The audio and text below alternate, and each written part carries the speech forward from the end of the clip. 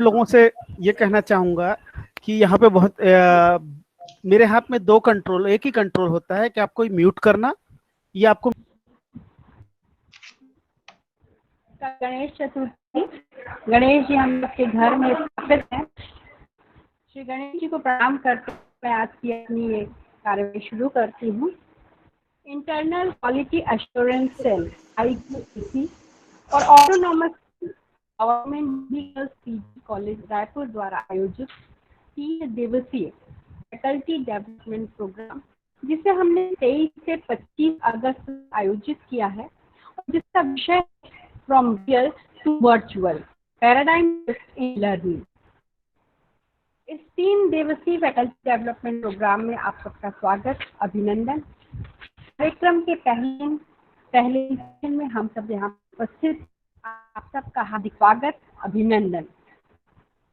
कार्यक्रम के बारे में पूरी जानकारी और विवरण देने के लिए मैं सादर आमंत्रित करती हूँ FDP की कन्वीनर डॉक्टर प्रीति कंसारा को।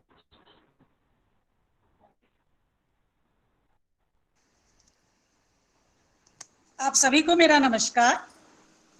मैं डॉक्टर प्रीति कंसारा, विभागाध्यक्ष अर्थशास्त्र। आज से प्रारंभ होने वाले 3 दिवसीय फैकल्टी डेवलपमेंट प्रोग्राम में मैं आप सभी विद्वान अतिथि वक्ताओं का, विभिन्न महाविद्यालयों से हमारे बीच पधारे प्राध्यापकों का एवं समस्त प्रतिभागियों का हार्दिक स्वागत एवं अभिनंदन करती हूँ। यह कार्यक्रम शासकीय दूधाधारी बजरंग महिला महाविद्यालय के IQAC एवं ऑटोनॉमस सेल के द्वारा आयोजित किया गया है। ना कभी थके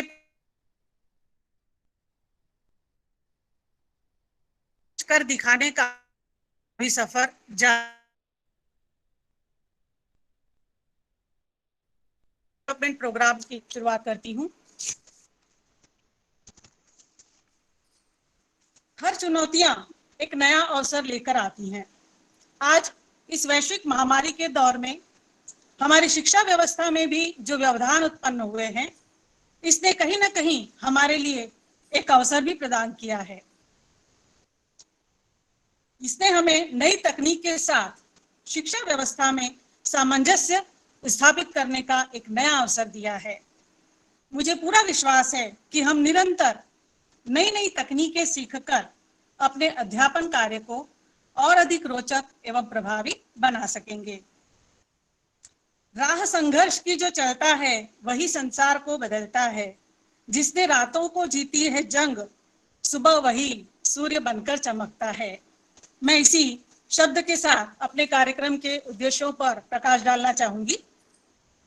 कार्यक्रम का मुख्य उद्देश्य नई आधुनिक एवं ई शिक्षा तकनीक के द्वारा अपनी वर्तमान शिक्षा प्रणाली को प्रतिस्थापित करना है और ई लर्निंग के जो विभिन्न एप्लीकेशंस हैं, जैसे ई कंटेंट डेवलप करना, PPT प्रेजेंटेशन तैयार करना, क्लासरूम द्वारा अध्यापन करना जिसमें विभिन्न classroom, Google classroom, zoom app के क्लासरूम, इसके अलावा विभिन्न ज्ञानवर्धक वेबिनार का आयोजन करना, अपने छात्र छात्राओं से असाइनमेंट बनवाना एवं उसका करेक्शन करना। ये कुछ तकनीकी चीजें हैं जो हम फैकल्टीज को अब सीखना अनिवार्य हो गया है। मुझे आशा ही नहीं, पूर्ण विश्वास है कि हम सभी प्राध्यापक गण छात्रों के हित में और अंत में समाज के हित में भी इस नई आधुनिक तकनीक के साथ कदम से कदम मिलाकर अपने अध्यापन को एक नया आयाम दे पाएंगे। इस कार्यक्रम का आयोजन महाविद्यालय की प्राचार्य डॉक्टर श्रद्धा गिरोलकर मैडम के नेतृत्व एवं मार्गदर्शन में संचालित किया गया है, जिसमें मुख्य रूप से ऑटोनॉमस सेल की प्रभारी डॉक्टर अभया जोगलेकर मैडम, IQAC सेल की प्रभारी डॉक्टर माया शेतपुरे मैडम, कार्यक्रम की कन्वीनर मैं डॉक्टर प्रीति कंसारा, मेरी साथी convener doctor Ragini Pandey, organizing secretary doctor Kalpana Mishra एवं डॉक्टर रितु मारवा के द्वारा किया जा रहा है।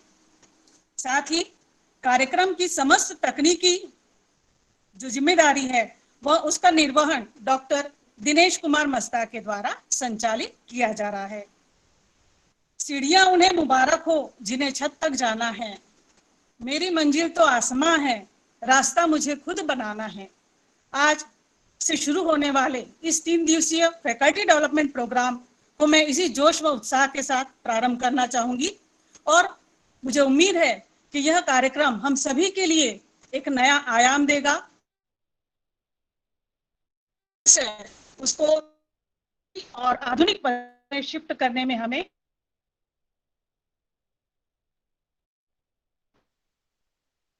सम्मान हमारे महाविद्यालय की प्राचार्य डॉक्टर श्रद्धा गिरोलकर मैडम को स्वागत उद्बोधन हेतु आमंत्रित करती हूँ। धन्यवाद प्रीति। महाविद्यालय के ऑटोनॉमस सेल एवं IQAC सेल के द्वारा आयोजित 3 दिवसीय फैकल्टी डेवलपमेंट प्रोग्राम में आप सभी का स्वागत है। From real to virtual paradigm shift in learning विषय पर आयोजित इस फैकल्टी डेवलपमेंट प्रोग्राम के प्रमुख वक्ता एवं इससे जुड़े समस्त प्रतिभागियों का मैं महाविद्यालय की ओर से हार्दिक स्वागत एवं अभिनंदन करती हूँ। साथ ही ऑटोनॉमस कंट्रोलर डॉक्टर अभया जोगलेकर, IQAC प्रभारी डॉक्टर माया शेतपुरे, इस प्रोग्राम की कन्वीनर डॉक्टर प्रीति कंसारा, डॉक्टर रागिनी पांडे, को convener doctor Kalpana Mishra, doctor Ritu Marwaha एवं टेक्निकल एक्सपर्ट डॉक्टर दिनेश मस्ता को मैं बधाई देती हूँ जिन्होंने इस समसामयिक विषय पर यह कार्यक्रम आयोजित किया है। मैं हमारे जो इस 3 दिवसीय फैकल्टी डेवलपमेंट प्रोग्राम के जो स्पीकर हैं उनके बारे में मैं संक्षेप में बताना चाहूंगी कि आज के हमारे जो स्पीकर हैं वह है doctor GA Ghanshyam, OSD directorate higher education Raipur. Hyderabad से हमारे साथ डॉक्टर सौरभ श्रीवास्तव जुड़ेंगे जो कि प्रैक्टिस डायरेक्टर है जेनेटिव सॉफ्टवेयर में। हमारे कल के इस प्रोग्राम में हमारे जो मुख्य वक्ता रहेंगे वो doctor R Sridhar, vice chancellor Kalinga university Raipur, और हमारे महाविद्यालय से doctor DK Masta, assistant professor department of economics. और 25 तारीख को जो हमारे साथ मुख्य वक्ता जुड़ेंगे वो doctor LK Gavel, HOD computer science government GSG PG college Balaur, और रायपुर से श्री विवेक चंद्राकर। मैं महाविद्यालय की ओर से आप सभी का स्वागत करती हूँ। स्वतंत्रता प्राप्ति के पश्चात ही शासन एवं UGC का प्रयास रहा है कि गुणवत्ता पूर्ण उच्च शिक्षा हमारे युवकों के लिए सर्वसुलभ हो। विगत 73 वर्षों से हायर एजुकेशन इंस्टीट्यूशन की संख्या में तेजी से वृद्धि हुई है। इंडियन हायर एजुकेशन सिस्टम के अंतर्गत वर्तमान में हमारे देश में 821 यूनिवर्सिटीज एवं इससे संबद्ध 45,000 से अधिक कॉलेजेस हैं, जिसमें 30 मिलियन से अधिक स्टूडेंट एनरोल्ड है और यह विश्व की सेकंड लार्जेस्ट संख्या है, जबकि हमारा GER सिर्फ 26% ही है। विगत दिनों नई शिक्षा नीति की घोषणा में यह कहा गया है कि हमें 2035 तक 50% GER करना है। इस हेतु निकट भविष्य में पूर्व स्थापित इंस्टीट्यूशन के इंफ्रास्ट्रक्चर को इम्प्रूव करना होगा। भविष्य में नए नए उच्च शिक्षण संस्थान खुलेंगे जिनमें बड़ी संख्या में क्वालिफाइड टीचर्स की आवश्यकता होगी। राज्यों के लिए इनकी पूर्ति करना एक बहुत बड़ा चैलेंज होगा। किसी भी शैक्षणिक संस्थान की पहचान वहां के फैकल्टीज एवं विद्यार्थियों से होती है। वैसे तो इन संस्थाओं में टीचर्स की नियुक्ति UGC के निर्धारित मानदंडों के द्वारा होती है, परंतु समय के साथ साथ प्रोफेसर्स का अपग्रेडेशन ऑफ क्वालिफिकेशन, उनका स्किलफुल एवं अपडेट होना संस्थान में उच्च स्तरीय अकादमिक वातावरण को बनाए रखने के लिए एक आवश्यक एलिमेंट है। इस हेतु टीचर्स को कॉन्फ्रेंसेस, वर्कशॉप, सेमिनार, वेबिनार में सतत भागीदारी के साथ ICT इनेबल्ड ट्रेनिंग की लगातार आवश्यकता हम सभी महसूस करते हैं, जिससे शिक्षक टीचिंग टेक्निक इम्प्रूवमेंट तथा रिसर्च एंड इनोवेशन में सतत संलग्न रहे। हमारी जो पारंपरिक जो उच्च शिक्षा संस्थाओं में उच्च शिक्षा होती रही वो क्लासरूम टेक्निक पर आधारित रही है, परंतु विगत 2 दशकों में इसमें आईसीटी टेक्नोलॉजी का उपयोग बढ़ रहा है। और इस कोरोना महामारी के दौर में जबकि दुनिया के अधिकांश देश लॉकडाउन से गुजरे हैं और अभी भी शिक्षण संस्थाओं में परीक्षा परिणाम, प्रवेश एवं शिक्षण कार्य लगभग रुका हुआ है। ऐसी स्थिति में आईसीटी के माध्यम से अध्ययन अध्यापन ही बेस्ट सॉल्यूशन बतौर पहचाना गया है। PPT presentation, YouTube video lectures, Google classroom, zoom class के माध्यम से क्लास पीडीएफ फाइल से मटेरियल प्रदान करना, ऑनलाइन लेक्चर्स, वेबिनार जैसे एजुकेशन टूल्स के माध्यम से टेक्निक लर्निंग प्रोसेस चल रही है। इसके लिए हमें 3 एक्शन की जरूरत है। पहला है कि हमारे इंस्टीट्यूशन में आईसीटी एनेबल्ड इंफ्रास्ट्रक्चर हो। दूसरी, हमारे टीचर्स आईसीटी टेक्नोलॉजी को एडॉप्ट करें और तीसरा है हमारे छात्र आईसीटी एनेबल्ड हो तथा इस हेतु इक्विप्ड भी हो। इसके लिए लगातार फैकल्टी डेवलपमेंट प्रोग्राम और इसके साथ ही साथ स्टूडेंट डेवलपमेंट प्रोग्राम भी आयोजित होने चाहिए।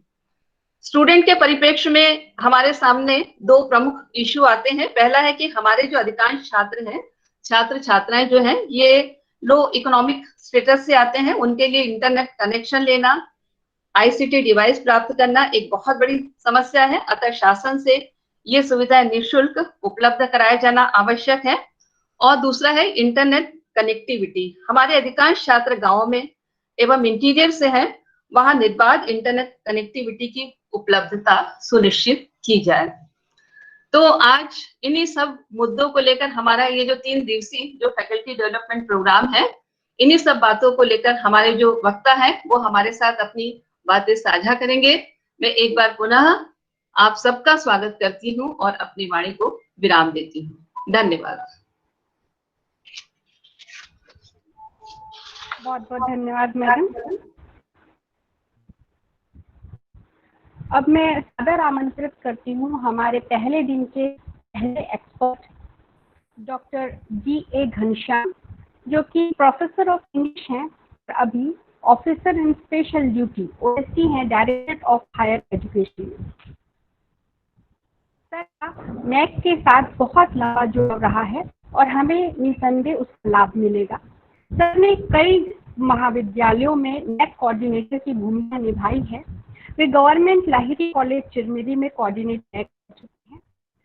Visit of neck peer team Surajpur college में कोऑर्डिनेटर रह चुके हैं नेक के।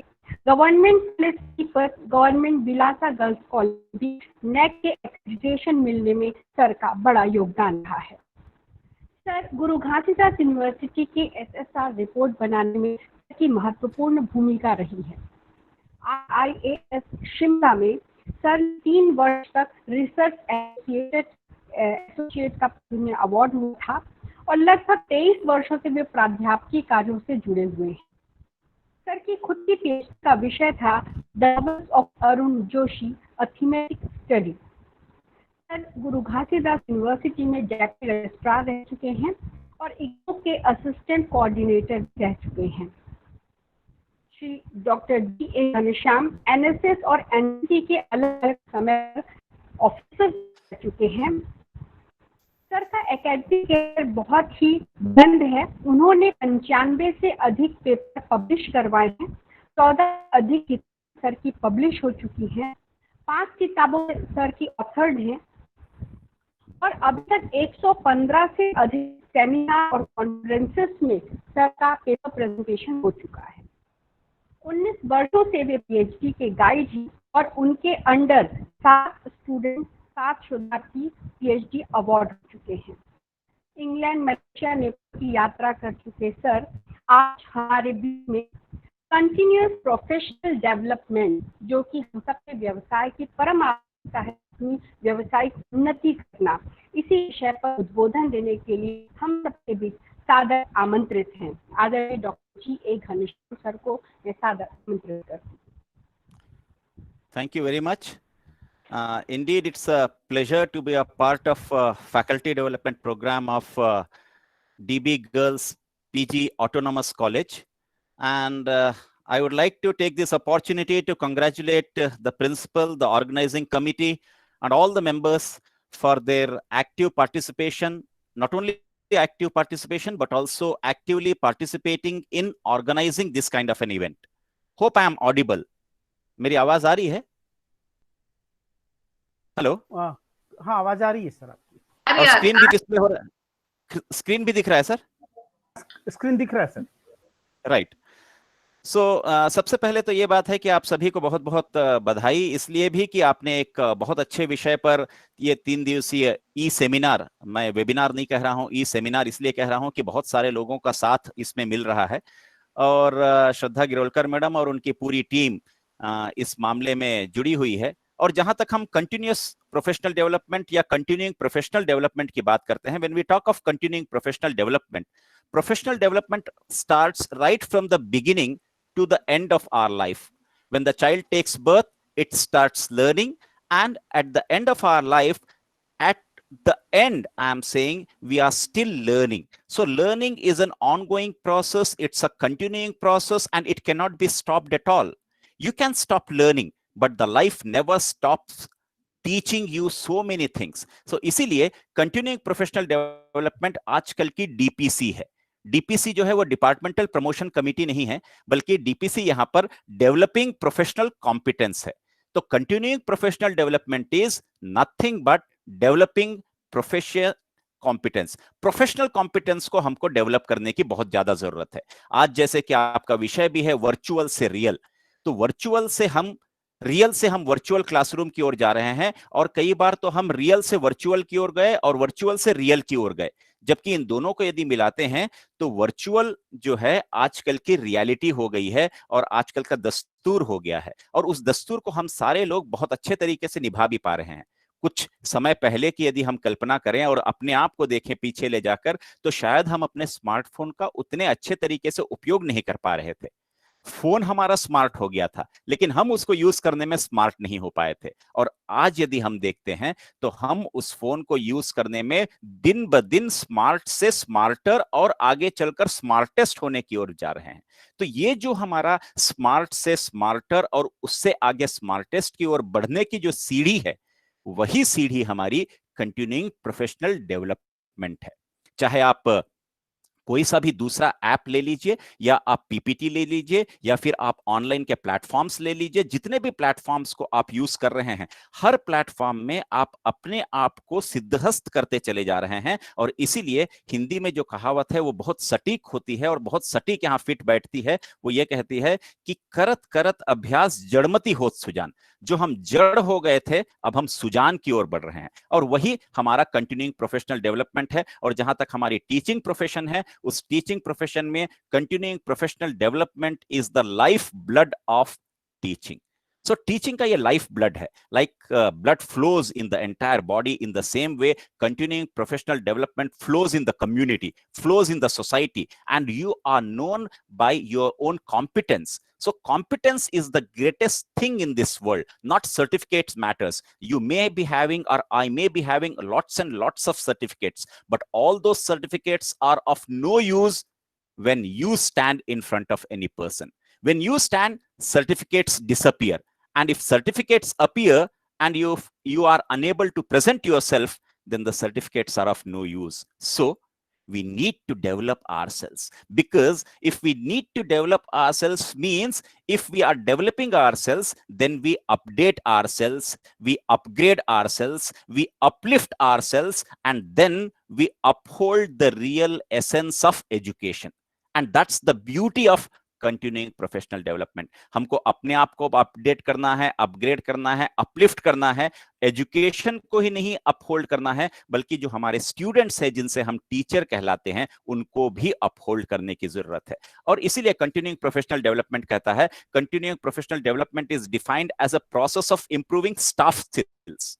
तो स्टाफ स्किल्स क्या है? स्टाफ स्किल्स कहता है कि इसमें डिसीजन मेकिंग होता है, फ्लेक्सिबिलिटी होती है, कमिटमेंट होता है, इनोवेशन होता है, इंटेग्रिटी होती है, लीडरशिप होती है, लाइफ लॉन्ग लर्निंग होती है, और इन सबसे भी ज्यादा स्टाफ स्किल में सबसे ज्यादा जो जरूरत होती है वो है कम्युनिकेशन स्किल्स. और वो स्किल हमारे पास नहीं है तो उसमें से एस हटा दीजिए, communication kills if you don't have skills. तो स्किल्स का होना बहुत जरूरी है, वरना हर चीज जो है वो किल हो जाती है। आजकल के इस कम्युनिकेटिव टेक्नोलॉजी के जमाने में सबसे ज्यादा जरूरत जो है वो कम्युनिकेशन की है। हम कम्युनिकेशन एंड टेक्नोलॉजी के जमाने में जरूर हैं, लेकिन शायद हम उतने अच्छे तरीके से अपने आप को कम्युनिकेट नहीं कर पा रहे हैं। Our students are unable to communicate themselves.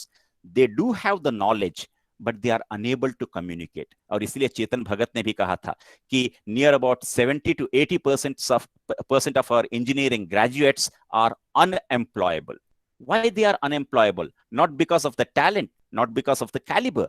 They are unemployed because they do not have the communicating ability. Communicative proficiency is not there. So that we have to develop in this way of life. That's what we call continuing professional development. And continuing professional development कहता है a career-long process in which educators fine-tune their teaching to meet the students' need. Now, the education has converted. It has taken a paradigm shift from teacher-centered to student-centered.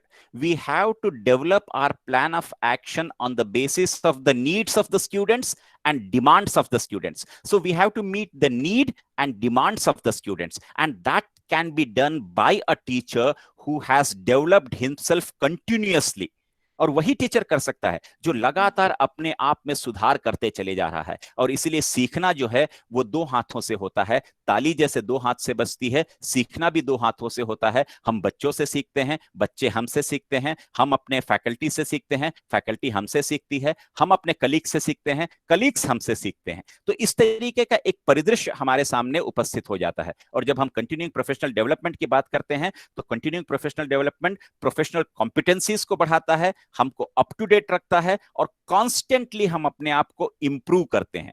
और improve भी मुझे बहुत अच्छा शब्द लगता है। इंप्रूव जो है उसको तोड़ दीजिए, आई एम प्रूव, मैं अपने आप को प्रूव कर रहा हूं। तो जब मैं अपने आप को प्रूव करने लगता हूं तो मुझे लगातार इंप्रूवमेंट करने की जरूरत है। और जिस प्रोफेशन में मैं हूं उस प्रोफेशन के नुआंसेस को, उस प्रोफेशन की कैपेसिटीज को, उस प्रोफेशन की जो चीजें हैं, जो बेसिक चीजें हैं, वो सब मुझ में आनी चाहिए। And that's what is continuing professional development. And that's why a teacher who is engaged in a very pious process, हमारी जो सर्विस है वो बड़ी पॉयस है, क्योंकि पूरी कम्युनिटी में सबसे ज्यादा यदि पॉयस कोई प्रोफेशन है तो वो टीचिंग प्रोफेशन है। And it rewards constant professional growth that reflects directly positively back on the classroom practice. मैं ये नहीं कह रहा हूं कि online teaching is the only thing. No teaching can replace classroom teaching, but online teaching, virtual teaching has become the necessity of the hour. It's the need of the hour. और हमको उसमें भी अपने आप को तादाद में करना है, उसमें ही अपने आप को फिट करने की जरूरत है। और जब हम अपने आप को उसमें फिट कर लेते हैं तो जो NEP 2020 इंट्रोड्यूस हुई है, नेशनल एजुकेशन पॉलिसी, उसमें भी आप देखेंगे कि कंटिन्यूइंग प्रोफेशनल डेवलपमेंट की लगातार बात करते आ रहा है। पहले पेज से लेके अंतिम पन्ने तक आप उसी को पाएंगे। So continuing professional development, it centers on the pedagogical content knowledge of the teachers. The teacher has to be well updated as far as his subject is concerned, as far as his paper is concerned, and then he must emphasize collaborative interaction.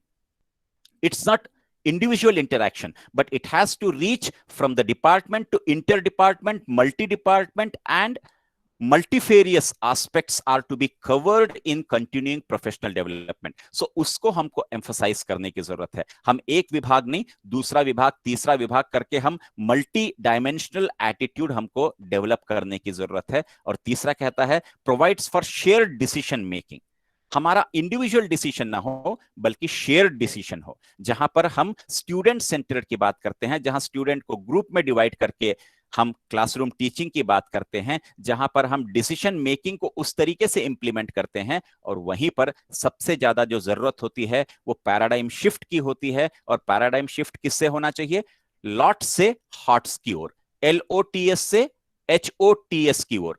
Lots का मतलब होता है लो order thinking skills और hots का मतलब होता है high order thinking skills. और उसी हाई ऑर्डर थिंकिंग स्किल्स पे ही हमारी नेशनल एजुकेशन पॉलिसी 2020 बेस्ड है, जो कि क्रिटिकल थिंकिंग को बढ़ावा देती है। और यही क्रिटिकल थिंकिंग हमारी हाई ऑर्डर थिंकिंग स्किल्स है, जो कि हमको डेवलप लगातार करना है। It offers coherence between theory and practice.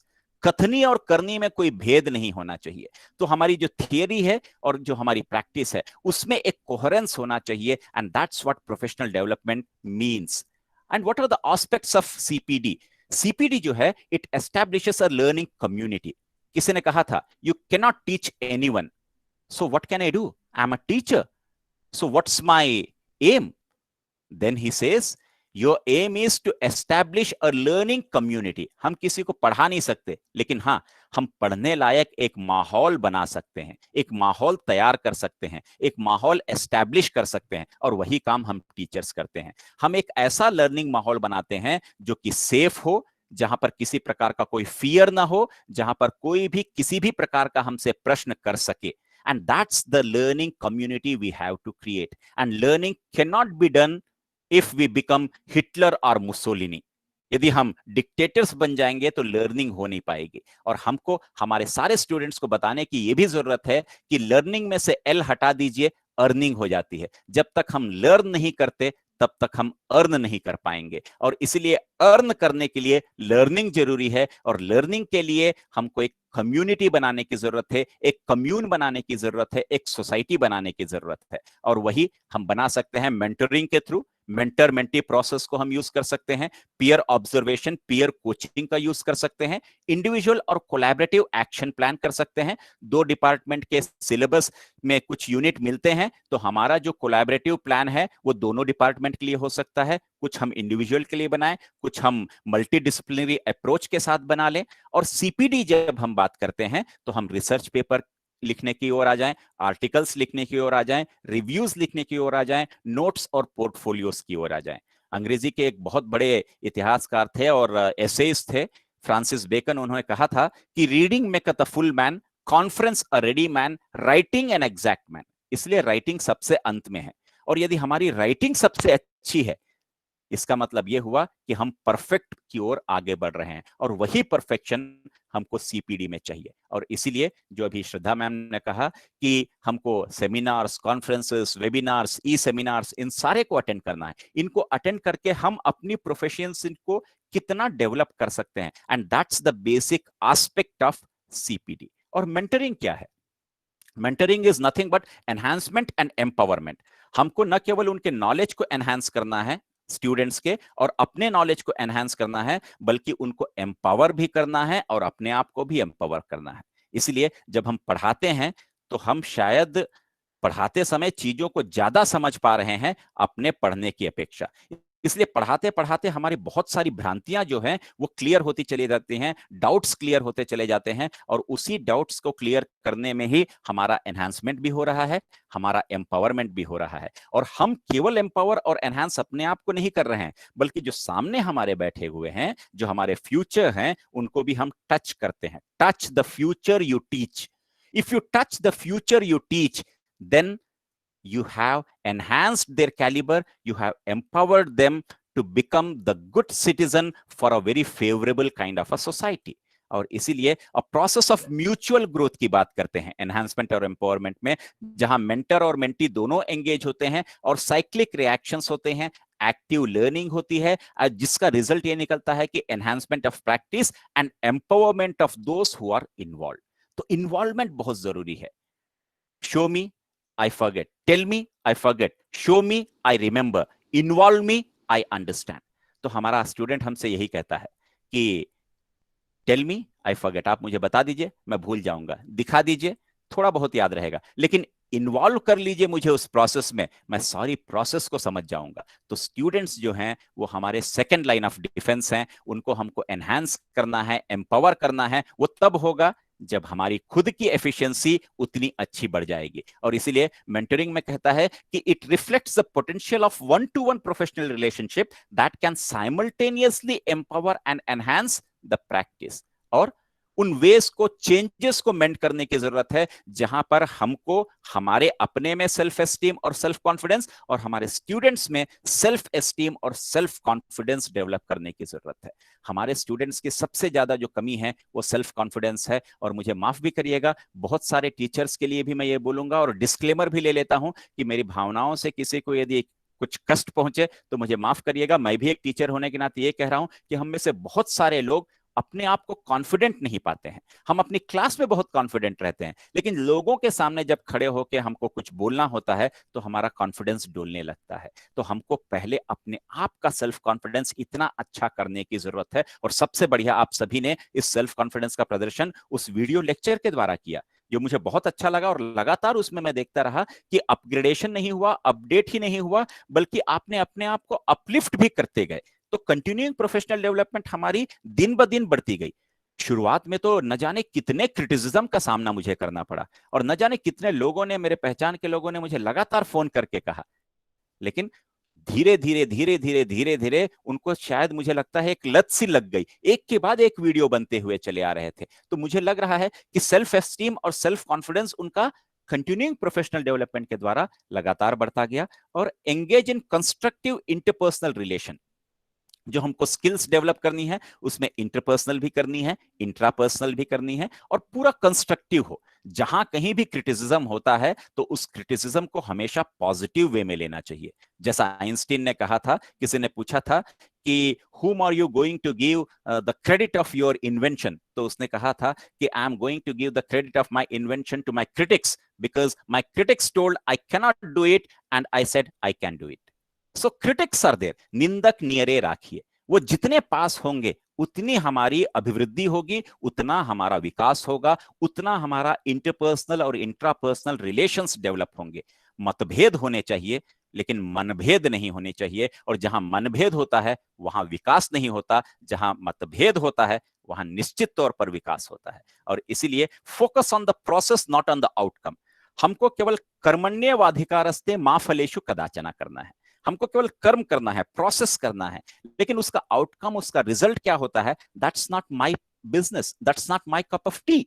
मैं उसके लिए नहीं हूं, मैं उसके लिए हूं जो प्रोसेस मुझे लगातार दिख रहा है। संघर्ष की बात कही गई थी, और संघर्ष मुझे हमेशा बहुत अच्छा लगा है, क्योंकि मैं संघर्ष को दूसरे तरीके से लेता हूं, संघर्ष, संघर्ष नहीं बल्कि संघर्ष है। तो यदि मैं टेक्नोलॉजी का लेता हूं, उसके साथ मैं अपने आप को जोड़ता हूं तो संघर्ष है। यदि मैं स्टूडेंट्स के साथ अपने आप को जोड़ता हूं तो संघर्ष है, फैकल्टी के साथ जोड़ता हूं तो संघर्ष है, नई टेक्नोलॉजी के साथ जोड़ता हूं तो संघर्ष है। और हर जगह मैं फोकस केवल उस प्रोसेस पे कर रहा हूं, आउटकम पे नहीं कर रहा हूं। और इसीलिए हम सारे लोगों को बच्चों के गाइड ऑन द साइड होना चाहिए, न कि says on the stage. Says on the stage जो है वो टीचर सेंटर्ड क्लासरूम है, और गाइड ऑन द साइड जो है वो स्टूडेंट सेंट्रिक क्लासरूम है। और इसलिए शाहरुख खान की वो फिल्म मैं हमेशा कोट करता हूं, मैं हूं ना। यदि हम कंधे पर हाथ रख के अपने स्टूडेंट का कहते हैं मैं हूं ना, तो देखिए वो कितना अपने आप को एम्पावर पाता है, कितना अपने आप को एनहांस्ड पाता है, और कितना अपने आप को अपलिफ्टेड पाता है। And this is what the real business of mentoring. और पीयर ऑब्जर्वेशन, जो कि सुपरविजन से आप पीयर ऑब्जर्वेशन को कंपेयर करते हैं, सुपरविजन फॉर्मल है, पीयर ऑब्जर्वेशन इनफॉर्मल है। फॉर ये जजमेंटल है तो वो डेवलपमेंटल है, ये one side fits to all approach है, और इसमें आप चेंजेस कर सकते हैं। और design to achieve pre selected goals है सुपरविजन, जबकि पीयर ऑब्जर्वेशन में देखते हैं कि ये लगातार ऑनगोइंग प्रोसेस है और वॉलेंटरी है, अपने आप से होता है। और लगातार मुझे लगता है कि मुझ में ये सुधार होना चाहिए, और लगातार हम सुधार वैसा करते चले आते हैं। बेनिफिट जो होता है पीयर ऑब्जर्वेशन का, जो हमारे नए टीचर्स होते हैं वो पुराने जो एक्सपीरियंस टीचर्स हैं उनको देख के सीखते हैं, और जो एक्सपीरियंस टीचर्स होते हैं उनको एक ऑब्जेक्टिव व्यू मिलता है कि वो अपने आप को और कैसे बेहतर परफॉर्म कर सकते हैं। और हम टीचर्स अपने आप को यदि इस तरीके से बेहतर परफॉर्म करते चले तो कभी भी हम आउटडेटेड नहीं होंगे। और इसीलिए डार्विन ने बहुत पहले कहा था सर्वाइवल ऑफ द फिटेस्ट, और आज हम अपने आप को इतना फिट पा रहे हैं, सर्वाइव भी कर रहे हैं, सस्टेन भी कर रहे हैं, और अपने आप को डेवलप भी करते चले जा रहे हैं। See how other colleagues deal with the same issue in a different way. हर का पर्सपेक्टिव डिफरेंट होगा, हर का सोचने का तरीका डिफरेंट होगा, हर का समस्याओं को सुलझाने का तरीका डिफरेंट होगा। और जब हम इन सभी को देखते हैं कि कोई व्यक्ति उसी समस्या को किस दूसरे तरीके से सुलझा पा रहा है, और यहीं पर हमारा पीयर ऑब्जर्वेशन होता है। और ये पीयर ऑब्जर्वेशन का सबसे बढ़िया एग्जाम्पल जो होता है वो हमारे बच्चे होते हैं। बच्चे देखिएगा लगातार इमिटेशन करते हैं, अपने बड़ों की हमेशा नकल करते हैं, और नकल को देखिएगा, नकल करने के पहले वो इतने अच्छे तरीके से ऑब्जर्व करते हैं कि हूबहू आपकी नकल उतार लेते हैं। क्योंकि उनको मालूम होता है, दे डिस्कवर इफेक्टिव स्ट्रैटेजीज, और उस नकल में भी इफेक्टिव स्ट्रैटेजीज वो बच्चे डेवलप कर पाते हैं। तो इसीलिए किसी ने कहा था child is the father of a man. तो क्यों कहा था? कारण यही है कि वो पीयर ऑब्जर्वेशन वहीं से स्टार्ट हो जाती है हमारी, और धीरे धीरे जब हम स्कूल में आते हैं, कॉलेज में आते हैं, हमको लोग स्ट्रेट जैकेट करने लगते हैं, तो हमारी जो इनोवेशन है, हमारी जो नई सोच है, हमारी जो परिकल्पनाएं हैं, वो दूसरों के हिसाब से ढल जाती हैं, और हम अपने आप में कोई नई चीज क्रिएट नहीं कर पाते।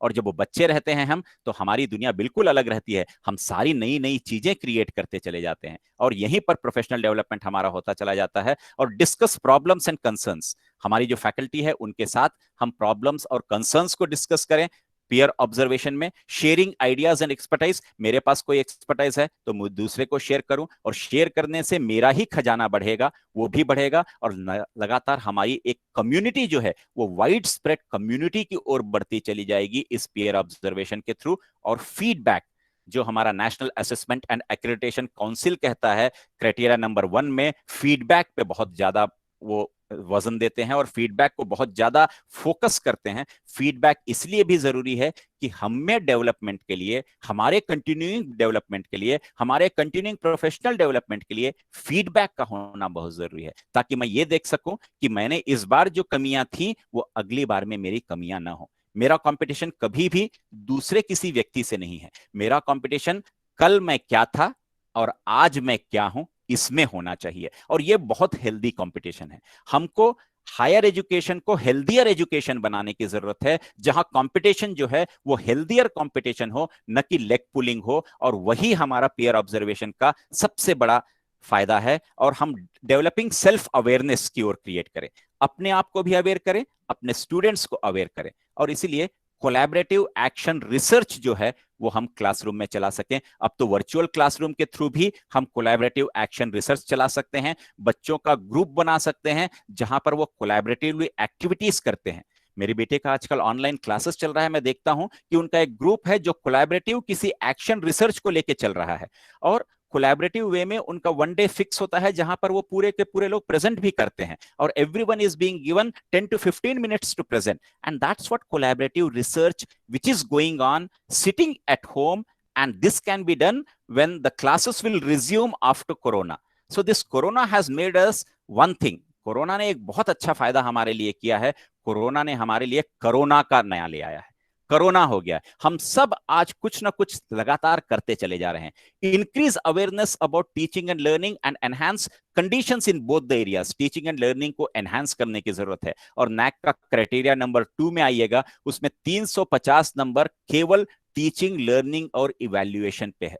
यदि मैं कहूं कि क्रक्स ऑफ नैक क्या है, तो क्रक्स ऑफ नैक या हार्ट ऑफ नैक जो है वो टीचिंग, लर्निंग और इवैल्यूएशन है, जो स्टूडेंट सेंटर्ड है। इसीलिए हम सभी को कंटिन्यूइंग प्रोफेशनल डेवलपमेंट इसलिए भी जरूरी है कि हमारा रिफ्लेक्शन हमारे स्टूडेंट्स में दिखना चाहिए, और वो एक इमेज उस तरीके से दिखनी चाहिए जहां पर हमारा इमेज उनमें ट्रांसफर हो, और उसके बाद वो एक नया इमेज रिक्रिएट करें जो उनकी अपनी इंडिविजुअल इमेज हो, इंडिविजुअलिटी उनकी हो। तो उस तरीके की कंटिन्यूइंग प्रोफेशनल डेवलपमेंट की बात करते हैं। Probe into everyday realities and actions to discover more on how to benefit our students. तो नैक के यदि क्राइटेरिया में क्राइटेरिया 2 और क्राइटेरिया 5 में आते हैं, तो दोनों स्टूडेंट सेंट्रिक है। Teaching, learning, evaluation student centric है, और स्टूडेंट सपोर्ट सर्विसेज भी स्टूडेंट सेंट्रिक है, और दोनों को मार्क्स को मिलाते हैं, एक 350 है, एक 130 है, और दोनों को मिलाइए 480 मार्क्स मात्र 2 क्राइटेरिया में कवर हो जाते हैं, और टोटल जो मार्क्स हैं वो 1000 है, जिसमें 7 क्राइटेरिया हैं।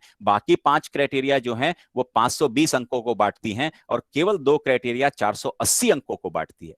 इसीलिए जब हम टीच करते हैं, लर्न कर रहे हैं, इवैल्यूएशन कर रहे हैं, स्टूडेंट के सपोर्ट की बात करते हैं, तो हमारा खुद का कंटिन्यूइंग प्रोफेशनल डेवलपमेंट उतना डायनामिक होना चाहिए। Collaborative action research is much more desirable in the context of CPD, और सीपीडी के लिए क्या कहता है, how do we develop professionally, कैसे डेवलप करें अपने आप को।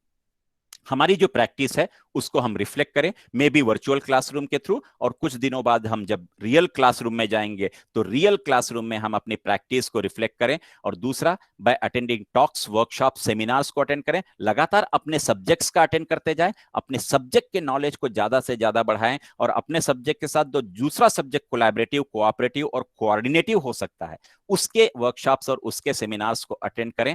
बाय रीडिंग एकेडमिक जर्नल्स और प्रोफेशनल लिटरेचर, लगातार इस एकेडमिक जर्नल्स को पढ़ने से हम न केवल अप टू डेट होते हैं बल्कि अपने बच्चों के बहुत सारे डाउट्स को भी क्लियर कर सकते हैं। और इन सर्विस जो ट्रेनिंग सेशंस होती हैं, स्टाफ मीटिंग होती हैं, उन सारे ट्रेनिंग्स को अटेंड करें। न जाने कौन सी ट्रेनिंग हमारे कब काम आ जाए। और प्रोफेशनल और एकेडमिक जो टीचर्स ग्रुप होते हैं उनमें एक्टिव पार्टिसिपेशन की जरूरत है। We have to become active, not the passive members of the association. और इसीलिए जब हम ऑनगोइंग सीपीडी की बात करते हैं तो वो क्यों नेसेसरी है, उसकी जरूरत क्या है ऑनगोइंग सीपीडी की? ऑनगोइंग सीपीडी इसलिए जरूरी है to maintain knowledge and skills for teaching and learning process. Teaching और लर्निंग में लगातार इनोवेशंस होते चले जा रहे हैं, लगातार नई नई टेक्नोलॉजीज आ रही हैं, नए नए मेथोडोलॉजीज आ रही हैं, नए नए पेडागॉगीज आ रहे हैं। और सारे पेडागॉगीज, सारे टेक्नोलॉजीज, सारे जो चीजें हैं टीचिंग लर्निंग इवैल्यूएशन में, वो टीचर के ऊपर फोकस्ड है और टीचर उसको इंप्लीमेंट करेगा, स्टूडेंट सेंट्रिक में कन्वर्ट करेगा। इसलिए उस टीचर को उसका नॉलेज होना बहुत जरूरी है और उसमें भी हमारी कंटिन्यूइंग प्रोफेशनल डेवलपमेंट जरूरी है to improve multiple skills to face global challenges in higher education. हमारे जो बच्चे आगे निकल कर आ रहे हैं उनको ग्लोबल चैलेंजेस फेस करना है और ग्लोबल से हमको लोकल से उनको ग्लोबल सिटीजन बनाना है। तो इसलिए हमको ग्लोकल बनने की जरूरत है, ग्लोबल और लोकल दोनों को हमको देखने की जरूरत है। इसलिए जब हम मल्टी स्टोरी बिल्डिंग्स की बात करते हैं, जब हम मल्टीप्लेक्स की बात करते हैं, तो क्यों नहीं हम मल्टीपल स्किल्स की भी बात करें।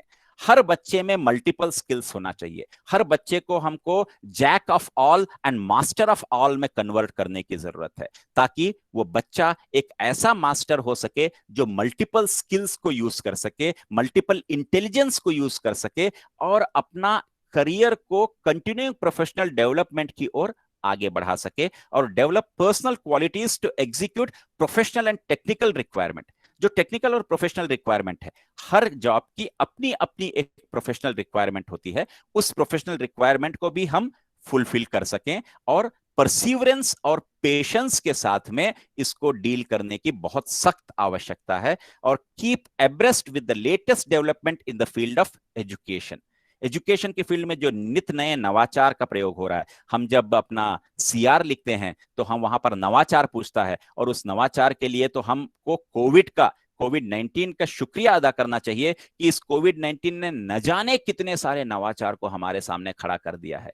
अब हम नैक का जब एसएसआर भरेंगे तो हर डिपार्टमेंट के पास एक नवाचार होगा, हर डिपार्टमेंट के पास वीडियो लेक्चर होंगे, हर डिपार्टमेंट के पास ऑडियो और पीडीएफ नोट्स, न जाने कितनी चीजें होंगी।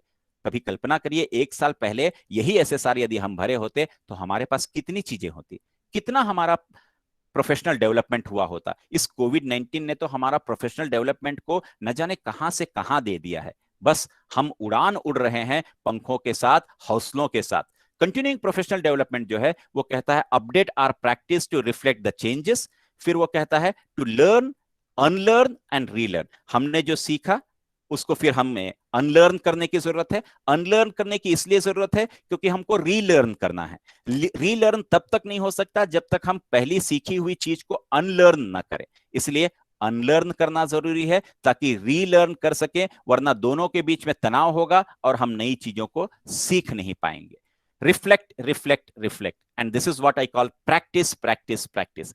आप प्रैक्टिस करते जाइए, प्रैक्टिस करते जाइए, प्रैक्टिस करते जाइए और उसी प्रैक्टिस को क्लासरूम में रिफ्लेक्ट करते जाइए। और मेरा हमेशा मानना है क्लासरूम से बड़ी दुनिया में कोई दूसरी लैबोरेटरी हो ही नहीं सकती। लोग कहते हैं लैंग्वेज लैब होना चाहिए लैंग्वेज सीखने के लिए, और मेरा मानना है लैंग्वेज सीखने के लिए लैंग्वेज लैब सबसे बड़ा यदि दुनिया में कोई सा है तो वो सोसाइटी है। और सोसाइटी जितने अच्छे से लैंग्वेज सिखा सकती है, कोई कंप्यूटर की मजाल नहीं कि वो कोई हमको लैंग्वेज सिखा सके, उसके नुआंसेस सिखा सके, उसका प्रोनाउंसिएशन सिखा सके, उसके फीलिंग्स को सिखा सके, वो उसमें नहीं हो सकता। इसलिए प्रैक्टिस वहां से करना है, और हमारा जो क्लासरूम है उससे बेहतर लैबोरेटरी हमारे लिए नहीं हो सकता हमारी प्रैक्टिस के लिए। To keep learning as an ongoing process, लगातार लर्न करते जाएं, ऑनगोइंग, अनस्टॉपेबल। और जब आपकी प्रोसेस ऑफ लर्निंग जो है वो ऑनगोइंग हो जाती है, यू बिकम अनस्टॉपेबल, आपको दुनिया की कोई ताकत रोक ही नहीं सकती। And that's what is continuing professional development, to take new roles and responsibilities. हमारे रोल भी लगातार चेंज होते चले जा रहे हैं। Being a teacher we are playing so many roles and we are taking care of so many responsibilities, we are shouldering so many responsibilities. जब हम इतने सारे responsibilities को shoulder कर रहे हैं तो naturally हमारा professional development उस ओर हमको ले जा रहा है कि हम higher classes को teach करें, at the same time lower classes को भी टीच करने की बहुत जरूरत है। हम यदि कॉलेज में पढ़ा रहे हैं अंडर ग्रेजुएट को, तो हम पीजी को भी पढ़ाएं। यदि पीजी को पढ़ा रहे हैं तो अंडर ग्रेजुएट को पढ़ाएं। अंडर ग्रेजुएट को पढ़ा रहे हैं तो हायर सेकेंडरी के बच्चों को पढ़ाएं। हायर सेकेंडरी को पढ़ा रहे हैं तो हम हाई स्कूल में जाएं, मिडिल स्कूल में जाएं। कम से कम हमें वहां तो पता चले कि हम किस तरीके से अपने आप को एडजस्ट कर पाते हैं उन बच्चों की बेसिक नीड्स के हिसाब से। And then to involve in class management. Class pin drop silence का नहीं होना चाहिए, क्योंकि हम कोई हिटलर और मुसोलिनी नहीं है जहां पर पिन ड्रॉप साइलेंस हो। क्लास मैनेजमेंट वो होता है जहां टू वे इंटरेक्शन होता है, जहां पर लर्निंग होती है, जहां म्यूचुअल अंडरस्टैंडिंग होती है, जहां mutually we coordinate, collaborate and combine the things to learn something new. और वही हमारा प्रोफेशनल डेवलपमेंट सिखाता है, to do experiments in the classroom. जो मैंने आपसे शुरू में कहा कि क्लासरूम से बेहतर कोई दूसरा हमारा लैब नहीं हो सकता, और क्लासरूम हमारे एक्सपेरिमेंट्स का सबसे बड़ा केंद्र है जहां हमको एक्सपेरिमेंट करने की जरूरत है। और इसीलिए हर व्यक्ति की कंटिन्यूइंग प्रोफेशनल डेवलपमेंट की डाइट जो है वो डिफरेंट हो सकती है। कोई 2 रोटी थोड़ा सा चावल और सब्जी और दाल लेते होंगे, तो हो सकता है कोई 1 रोटी थोड़ा ज्यादा चावल और थोड़ी कम सब्जी और दही लेते होंगे। तो हम सबकी सीपीडी की डाइट भी अलग अलग होती है। हमको सबसे पहले अपने आप को असेस करना है, अपने आप को अवेयर करने की जरूरत है कि what I want to be a continuing professional development diet मुझे किस तरीके से लेने की जरूरत है, और मुझे क्या बनना है और कैसे बनना है, और कैसे मैं बैलेंस अपने आप को इन सारे चीजों से कर सकता हूं। और इसीलिए develop a passion for learning.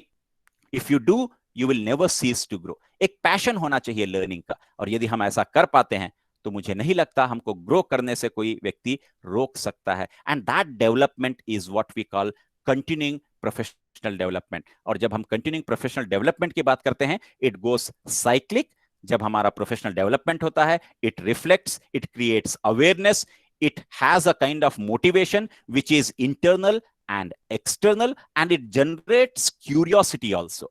And that professional development makes us to perform better, and it makes us empowered, fully empowered. And then we not only participate, engage and do networking, but we collaborate with so many people. So collaboration भी हमारा हो जाता है, हमारा national collaboration, international collaboration, हमारी networking इतनी अच्छी हो जाती है कि we have so many people around us. And that's what is continuing professional development, where we not only communicate in a much better way, जहां हमारा communication बहुत अच्छा ही नहीं हो जाता, बल्कि appealing भी होता है और मोटिवेटिंग भी होता है, और उसमें हमारे में चेंज आने लगती है। और वही चेंज जो है, जो प्रोसेस ऑफ सीपीडी जो है, उसमें सबसे पहले हमको प्लानिंग करने की जरूरत है कि मुझे आज सीखना क्या है, और जो सीखना है उसके प्लानिंग का एक्शन करने की जरूरत है, उसको हमारे लैब में टेस्ट करने की जरूरत है, और टेस्ट करने के बाद उसका इवैल्यूएशन करना है, और उसके बाद उसको रिफ्लेक्ट करने की जरूरत है कि हम उसको कैसे रिफ्लेक्ट कर सके। और इस आजकल के इस दुनिया में जहां पर हम वर्चुअल दुनिया की ओर आ गए हैं, वहां पर कंटिन्यूइंग प्रोफेशनल डेवलपमेंट का एक पैराडाइम शिफ्ट जो है वो ये है कि ये आइसोलेटेड से सोशल हो जाता है, ये टॉप डाउन से बॉटम अप अप्रोच हो जाता है। ऊपर से आप नहीं बता रहे हैं बच्चों को, बल्कि बच्चे ही नए तरीके से बॉटम अप से पीयर टू पीयर की ओर जा रहे हैं, हायरार्किकल के नेटवर्किंग की ओर हो जाता है, अथॉरिटी बेस से सेल्फ ड्रिवन हो जाता है। तो हम सेल्फ ड्रिवन की ओर अपने स्टूडेंट्स को और अपने को ले जा रहे हैं। यहां हम किसी को पुश नहीं कर रहे हैं, बल्कि अपने आप को उस ओर पुल करते चले जा रहे हैं, टैक्सोनॉमिक से फॉक्सोनॉमिक हो गया है, फोक्स के साथ हम अपने आप को एसोसिएट कर लिए हैं। फ्रैगमेंटेड नहीं है बल्कि लगातार चलने वाली एक सतत ऑनगोइंग प्रक्रिया है। फॉर्मल ना होकर पूरी तरीके से इनफॉर्मल हो गई है। सेंट्रलाइज्ड नहीं है, स्टूडेंट सेंट्रल्ड है, मतलब डिस्ट्रीब्यूटेड हो गई है। और यही हमारी पैराडाइम शिफ्ट जो है वो डायरेक्टिक से जो है पूरी तरीके से ओरिएंटल हो गई है। और सीपीडी जो हमको है वो क्वालिटी वर्क और सेल्फ कंटेंटमेंट की ओर लीड करती है। जब हम इसकी बात करते हैं तब हम कहते हैं कि as people become more fulfilled to do the work that they enjoy, it becomes less work और मोर प्ले। जब आपका पैशन इतना बढ़ जाता है तो आपको ऐसा लगता है जैसे आपको थकान ही नहीं हो रही है उस काम को करने में। और जिस दिन आपको अपने काम करने में थकान महसूस नहीं हुई, मान के चलिए आपका प्रोफेशनल डेवलपमेंट उस स्तर तक पहुंच गया है जहां पर खेल खेल में आप काम करने लगते हैं, जहां पर काम करने में आपको मजा आने लगा है, जहां पर आपको वो बर्डन नहीं लग रहा है, बल्कि बोर्डम भी नहीं लग रहा है, बल्कि आप उसको एक नए कलेवर में, नई क्रिएटिविटी के साथ, नई एफिशिएंसी के साथ, नई कैलिबर के साथ आप उस वर्क को क्वालिटेटिव वर्क करते चले जा रहे हैं। वो बहुत जरूरी है। और इसीलिए हम आगे जब इस सीपीडी की बात करते हैं तो सीपीडी में कहता है कि जो हमारे 21st सेंचुरी के जो टीचर्स हैं वो ट्रेनर्स बन गए हैं, क्योंकि 21st सेंचुरी के पास, वो टीचर के पास न जाने कितनी सारी चीजें टेक्नोलॉजिकली अवेलेबल हैं। इसलिए आजकल का हमारा टीचर, 21st सेंचुरी का टीचर एक ट्रेनर हो गया है। उसने एक लीप ले लिया है फ्रॉम टीचर टू ट्रेनर। आजकल बच्चे स्मार्टफोन में इतने ज्यादा महारत हासिल कर लिए हैं कि हमें लगता है कि शायद हम पीछे हो गए हैं। और इसलिए उन बच्चों को टैप करने की जरूरत है। उनके कैलिबर, उनके प्रोफिशिएंसी और उनकी जो फास्ट है, स्पीड है उनके पास, उस स्पीड में हमको भी अपने आप को फिट बैठाना है और हमको एक ट्रेनर बनने की जरूरत है। आज की दुनिया में बच्चों के पास हार्डवेयर है, सॉफ्टवेयर है, और उनको जो हमको देना है वो ह्यूमन वेयर है। वो ह्यूमन वेयर उनके पास नहीं है। उस ह्यूमन वेयर को बनाने की जरूरत है। We all are born human beings, but there is a great difference between human beings and being human. We have to convert the students from human being to being human.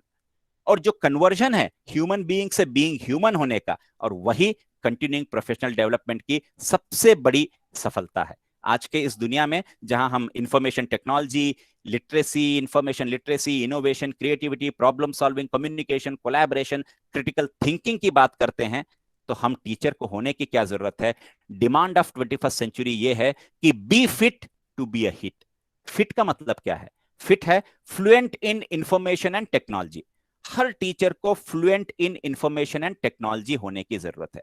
यदि हमारे teacher या हम सभी fluent in information and technology हो गए तो हम सभी हिट हो सकते हैं। हिट क्या है? हिट है होलिस्टिक इंफॉर्मेशन ट्रांसफार्मर। हम यदि फिट हैं तब जाकर हम होलिस्टिक इंफॉर्मेशन ट्रांसफार्मर बन सकते हैं।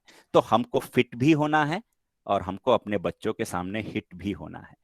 तो ये दोनों की बहुत जरूरत है। और ये तब हो सकता है जब हमारा लगातार हमारा प्रोफेशनल डेवलपमेंट एक अच्छे स्तर तक पहुंचे, fluent in information and technology से होलिस्टिक इंफॉर्मेशन ट्रांसफार्मर की ओर हम आगे बढ़ सके। और ये जब हम आगे बढ़ते हैं तो हमारा एक मॉडल है जो टेक्नोलॉजी इंटीग्रेशन का, जिसको हम कहते हैं SAMR मॉडल, जो 21st सेंचुरी फ्लुएंसीज को बढ़ाता है।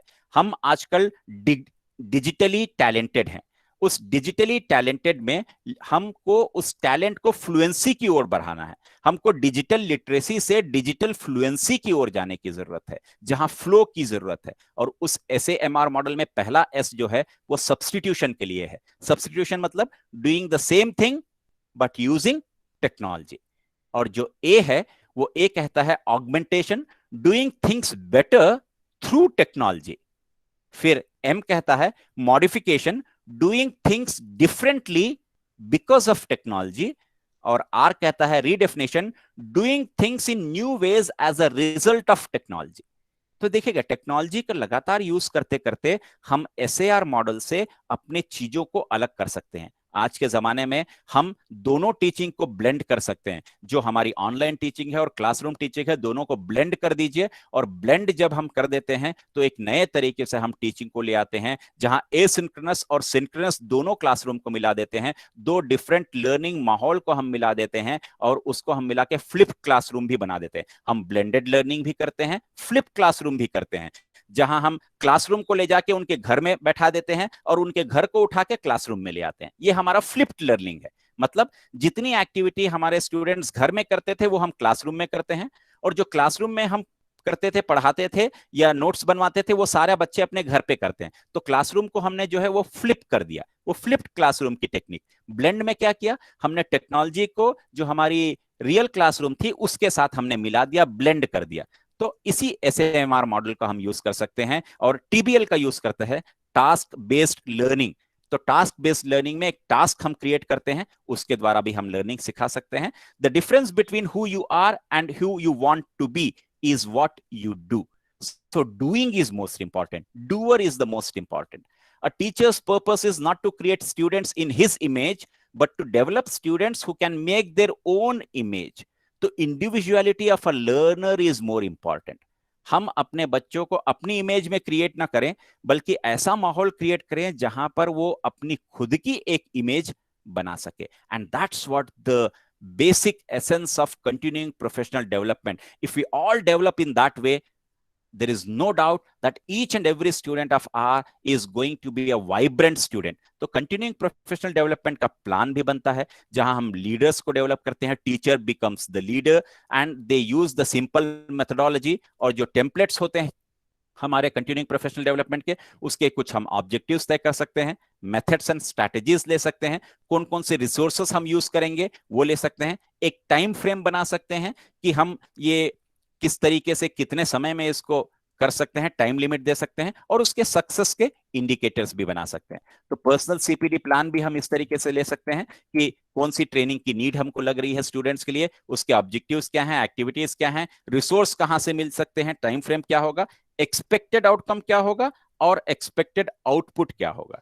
ये हमारा पर्सनल, जो कि हर इंडिविजुअल का, हर डिपार्टमेंट का एक पर्सनल CPD प्लान हम उस तरीके से बना सकते हैं। और कंटेंट ऑफ CPD एक्टिविटी जो है वो गुड प्रोफेशनल प्रैक्टिस है, मेंटेनिंग गुड एकेडमिक प्रैक्टिस है, relationship with the students has to be developed in such a great way, working with the colleagues है, coordination, collaboration, combination, teaching and training से related है। और जो 6th है वो probity और हेल्थ है। हेल्थ कॉन्शियस भी होना चाहिए, अपने हेल्थ को अच्छा बना के रखना बहुत जरूरी है कंटिन्यूइंग प्रोफेशनल डेवलपमेंट के लिए। और इसीलिए किसी ने कहा था, a vision without action is a day dream and action without vision is a nightmare.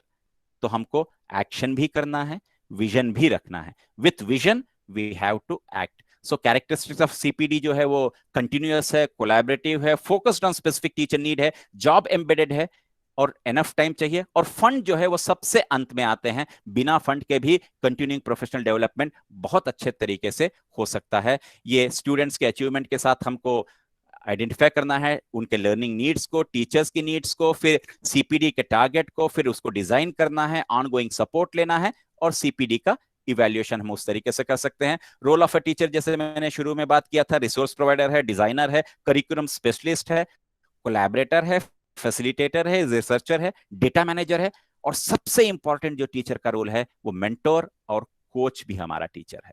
और इसलिए टीचर जो है वो एम्बेसडर्स क्रिएट करते हैं। हमारे कॉलेजेस में हम बहुत सारे एम्बेसडर्स स्टूडेंट्स में बना सकते हैं। एस्टैब्लिश जर्नी टुगेदर, स्टूडेंट्स के साथ हमारी जर्नी स्टार्ट होती है एजुकेशन की।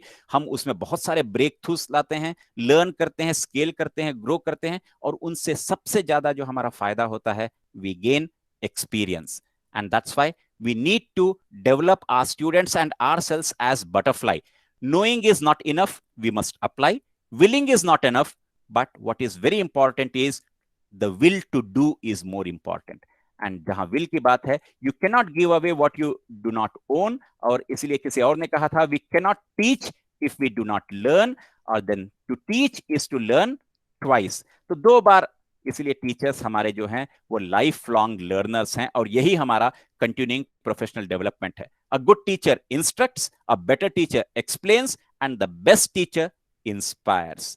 We need to become good, better, and the best to inspire our students. A learning experience, they may forget what you said, but they will never forget how you made them feel. So this feeling is very important in this continuing professional development.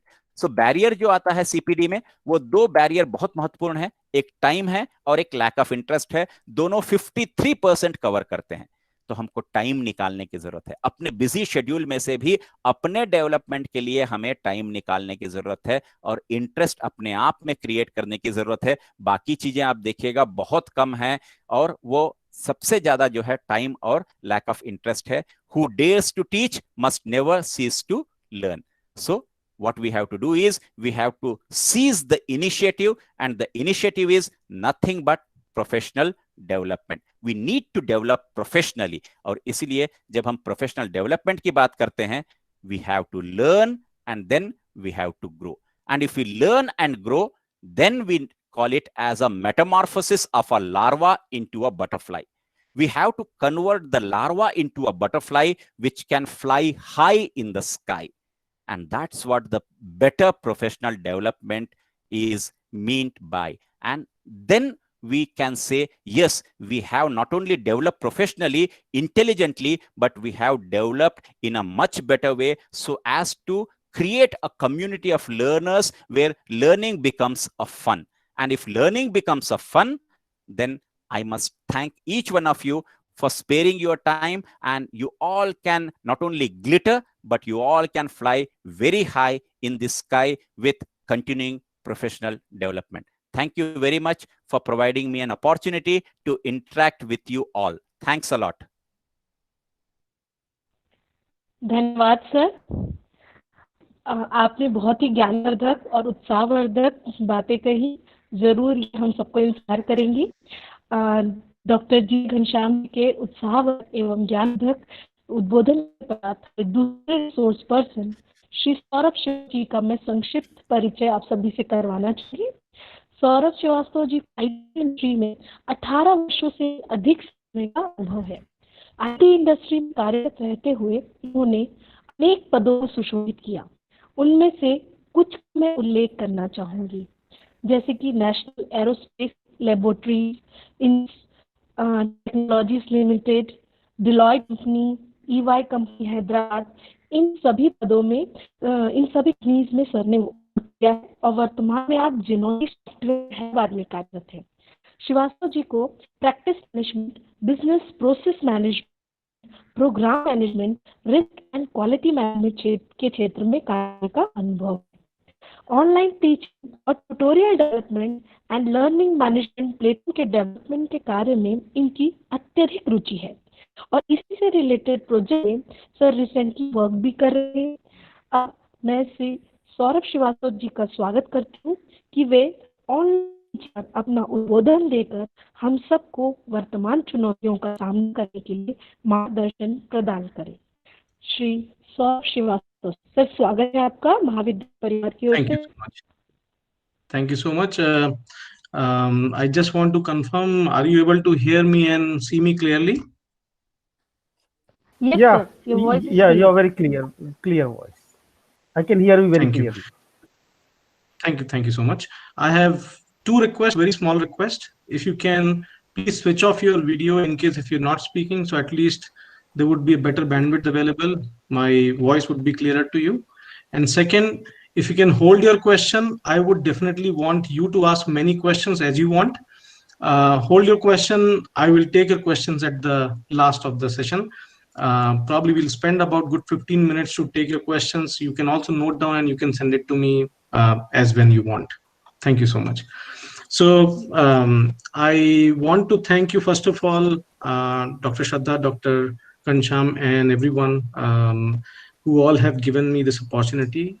Special thanks to Dr. Agni Pandey as well, through whom I have gone into this forum, as it was told that I have a great interest in the learning, coaching, and mentoring, the educational aspect. That's why I want to highlight a few things.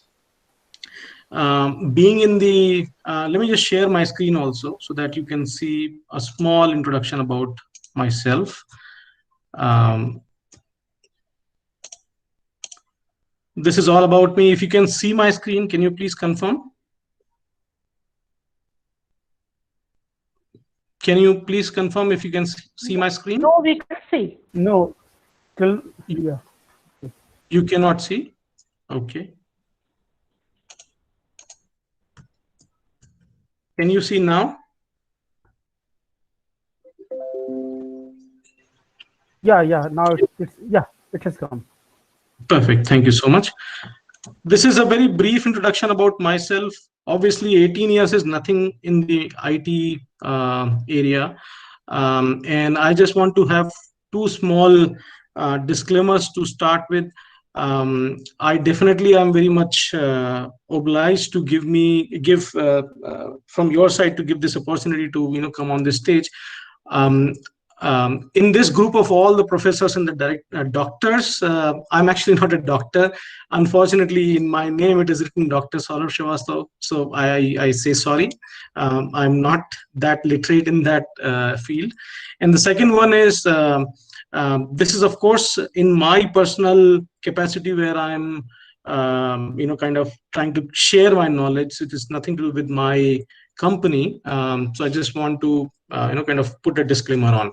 With that, I'll start with what I want to share, my knowledge, my experience, and of course something about the online learning. मैं बीच-बीच में हिंदी में बोलने की कोशिश करूंगा. मैं हिंदी बोल सकता हूँ, अच्छी बोल सकता हूँ, but unfortunately being in the professional world, sometimes it's a slip of the tongue which may create some problems. So I'll try to be as close to English or Hindi wherever it is fine. So with this due permissions, should I start? If you have any question, anything, just if I can take about 2 minutes before, or any expectations, you have it. Please go ahead. Please go ahead. Thank you so much. Right. So with this, what I will do is I intend to share a few things with you, especially the topic of today is about sharing the knowledge about online learning. My understanding of this entire the workshop is about letting this entire group to know that what all the constituents of the online learning, where does it help, what is the objective that you all collectively going to deliver in some times, or in the midterm to the short term to the long term, right? So the ultimate aim is to understand the constituents, ultimate aim is to adapt that, and then further to deliver the best of the knowledge through the online learning platform. So that is how I'm synthesizing this entire workshop's motto for me. Now, as you can see, the question is very apt. Question itself is given here, that why it is important, why online learning is important for all of you. I need not to even specify in detail. I think Dr. Shraddha and Dr. Ghanshyam sir, everyone was telling the same thing. I am not saying anything new. In fact, I am just putting few facts for you where it is clearly mentioned. It's not new, right? So the e-learning or the online learning, these are the not new concepts. They have been in the world of the IT. They have been in the world of not only IT, but in a day-to-day life. It is already there. So, and it's just 22 years old. Think from your own total teaching career point of view. Probably by the time you had started, this entire world itself wasn't there, the online learning or the e-learning. But the way it has increased, the way it has impacted the entire world phenomenally, right? So the e-learning is a concept, though it is not new. However, at the same time, it has widely adopted across the world. That's where we all need to understand that what's the reality. The reality is, if we do not catch the train, for sure we are going to miss the bus that will take us to the another 10 to 15 years from down the line, what we are right now. So let's catch up as early as possible. Second is, if it is not for you, as Dr. Ghanshyam was saying, and I was keenly listening to that, he was pretty quick. He was saying that this entire concept is not new, but at the same time, our students, our kids actually have already gotten it. So it's not that you are telling them, it's a bottoms up. That's exactly what his message was. He is saying that it is bottoms up, and we are saying it is already there. So it's up to you to adapt and keep on delivering to the expectation of a student, not that you will tell them how to use it. They rather would adapt better than you and would have already by now, right? So the figure of 50% of the students, it is telling that they anyway are taking the online courses. So the rest of the 50% probably would be somewhere in between us. Another fact, it says that the next thing which is going to happen very soon is the virtual reality. I'm sure you all are learned members, and people must have been following something which has recently come on the board, that Reliance Industry, or the Jio, has gone for a virtual reality based goggles, right, where you can just visualize what is being taught or what's being told, and that is where the world is going to. So we are, even though catching up, the world is still far ahead from us, the real world, I would say, right? Because that's where, due to the COVID or what all happened, we have moved beyond from a point that we were there about 6 months back. The fourth point is, if India is being called as a developed or underdeveloped country at this moment, developing country rather, let me make some correction here. The developed countries actually already have adopted this, and then there are 81 or 80+% of the college students actually have already moved into the online learning platform. So why not we, right? And this is our moment. This is the defining moment of India. So we all, as collectively, including myself, we all have to work towards making this dream come true. And where it is leading to is the national education policy, right? That's where everyone is leading to. The policy of 2020 mandates that the use of the e-learning is compulsory. It's actually the preferred mode of education. So this is where I wanted to highlight, this is where I wanted to set up a context. My slides are not heavy. My slides are just only 2 after this. So what I would focus on is, I would try to give you as much as knowledge about how an online learning platform can be created, what are the key constituents of that one, how you can adopt that, what are the key things that you should, as the teacher community, should actually think about it, and then how to adopt that and then deliver the messages to the students. So that's where my next 15-20 minutes I'll spend on, and then followed by a small demo of one of the softwares which we have recently, I've got into touch with a few folks, who have developed that one. So I'll give a demo also on that one. So with that, I'll just take a pause for about 30 seconds or 1 minute. If you have any question that, is it kind of setting the expectation? Is it going up to your expectation? आप सबको अच्छा लग रहा है ये सोच के कि ये information आपके फायदे के लिए है? If one of you can say yes or no, or if you have any question, आप में से किसी के पास भी कोई क्वेश्चन है तो? सर आप कंटिन्यू कीजिए sir. Okay, thank you so much. I'll move on. This is where I want to spend more time on, and मैं उम्मीद करूंगा आप सब लोग इस पिक्चर को देखिए जो आपके लेफ्ट हैंड साइड में है. ये सारे के सारे आइकन्स हैं, मुझे कुछ बोलने की भी जरूरत नहीं होगी. They're all self-explanatory, but they are defining a system. They are defining the ecosystem of the online learning. If you see, everything on the right, on the left-hand side, are nothing but the very small thing that you use anyway. Most of you actually use it on a daily basis, right? This is your digital diary. This is your goggles I was talking about. This is your mobile phone. This is your laptop or the screen share, the screen. This is where you will see all these are nothing but the key constituents of the online learning. हमारी life में ये already आ चुके हैं, हमें कोई नई चीज करने की जरूरत नहीं है. That means I really want to focus on, you are not going to buy something for your kids or to the students or to yourself rather, right? It is already there. I was listening to Dr. Ghanshyam. He was saying that we need to adapt, learn, unlearn, and then relearn, right? This is where the message is very, very clear. The message is, आपके पास जो सारी चीजें हैं उनको वैसे ही सोचिए कि इनको मैं कैसे नए तरीके से यूज कर लूं. Then I'm also going to talk about इन सब चीजों को कैसे हम यूज करेंगे आज के बाद. क्यों? Because हो सकता है ये लेसन आपको एक ऐसी चीज दे जाए जो आप शायद सोच ना पा रहे हो, या आप सोचते हो और आप उसको यूज ना कर पा रहे हो. तो उनमें से कुछ चीजें आपको राइट हैंड साइड में मैंने यहाँ लिखी हुई हैं, आप इस चीज को बहुत अच्छे से समझ पाएंगे. My message to you started with a request where I said, in case if you're not talking, can you please go on mute, and also please switch off the video cam. Why did I ask you?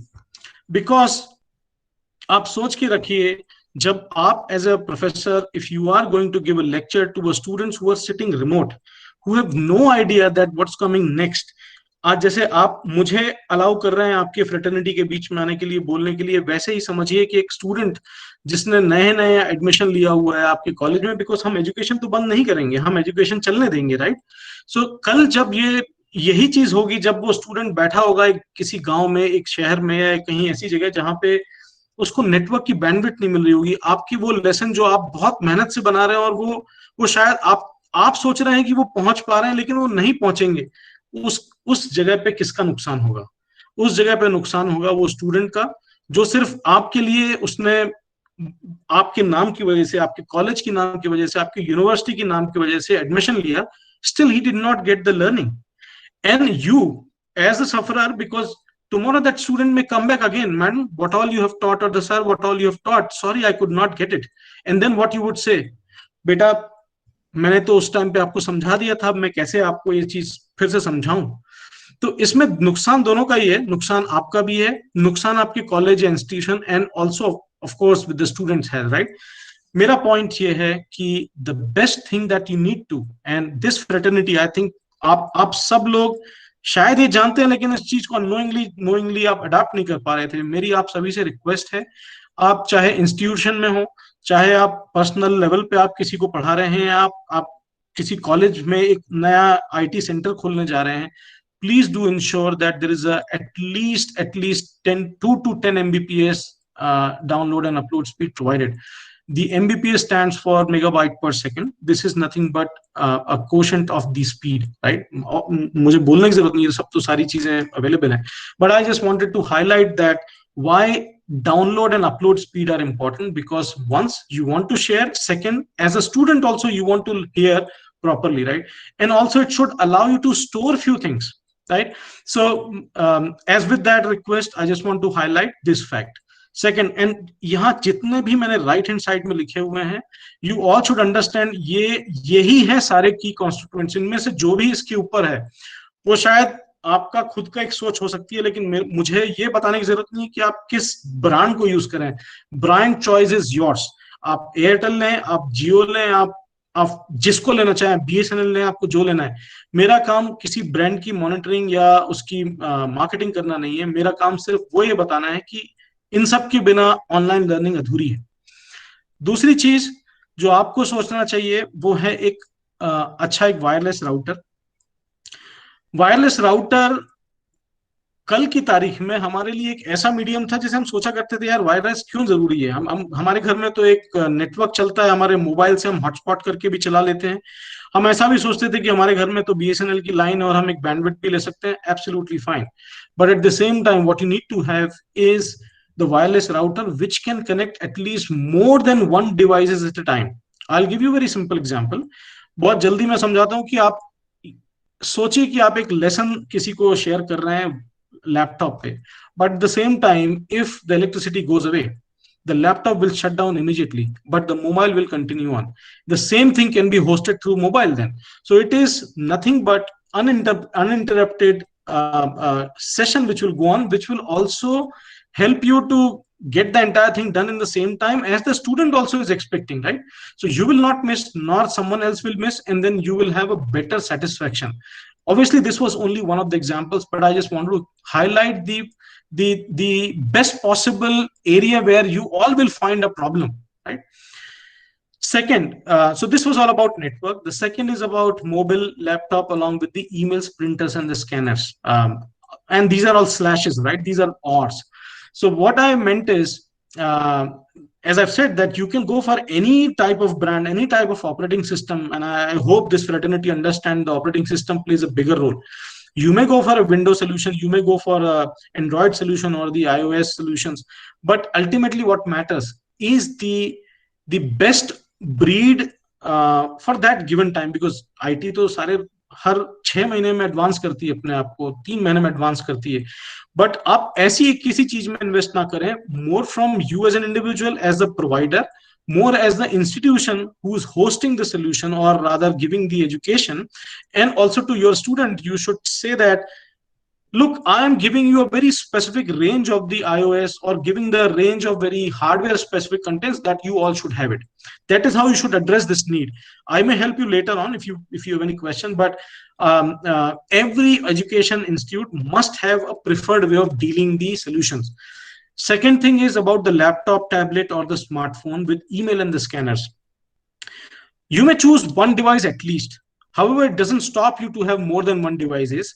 You as the host, as the teacher, also you as the education head, or you as the student. It is all up to you. I mean, कहते हैं ना कि सीमा तो किसी चीज की नहीं है, लेकिन bare minimum is also important. So अब किसी की खरीदने की कोई सीमा नहीं है, वो चाहे लैपटॉप खरीद ले, टैबलेट खरीद ले या स्मार्टफोन खरीद ले, बट आपका काम एक बेसिक लैपटॉप से चल सकता है. So my request is have at least a laptop, if not tablet or the smartphone, whichever comes in your pocket, right?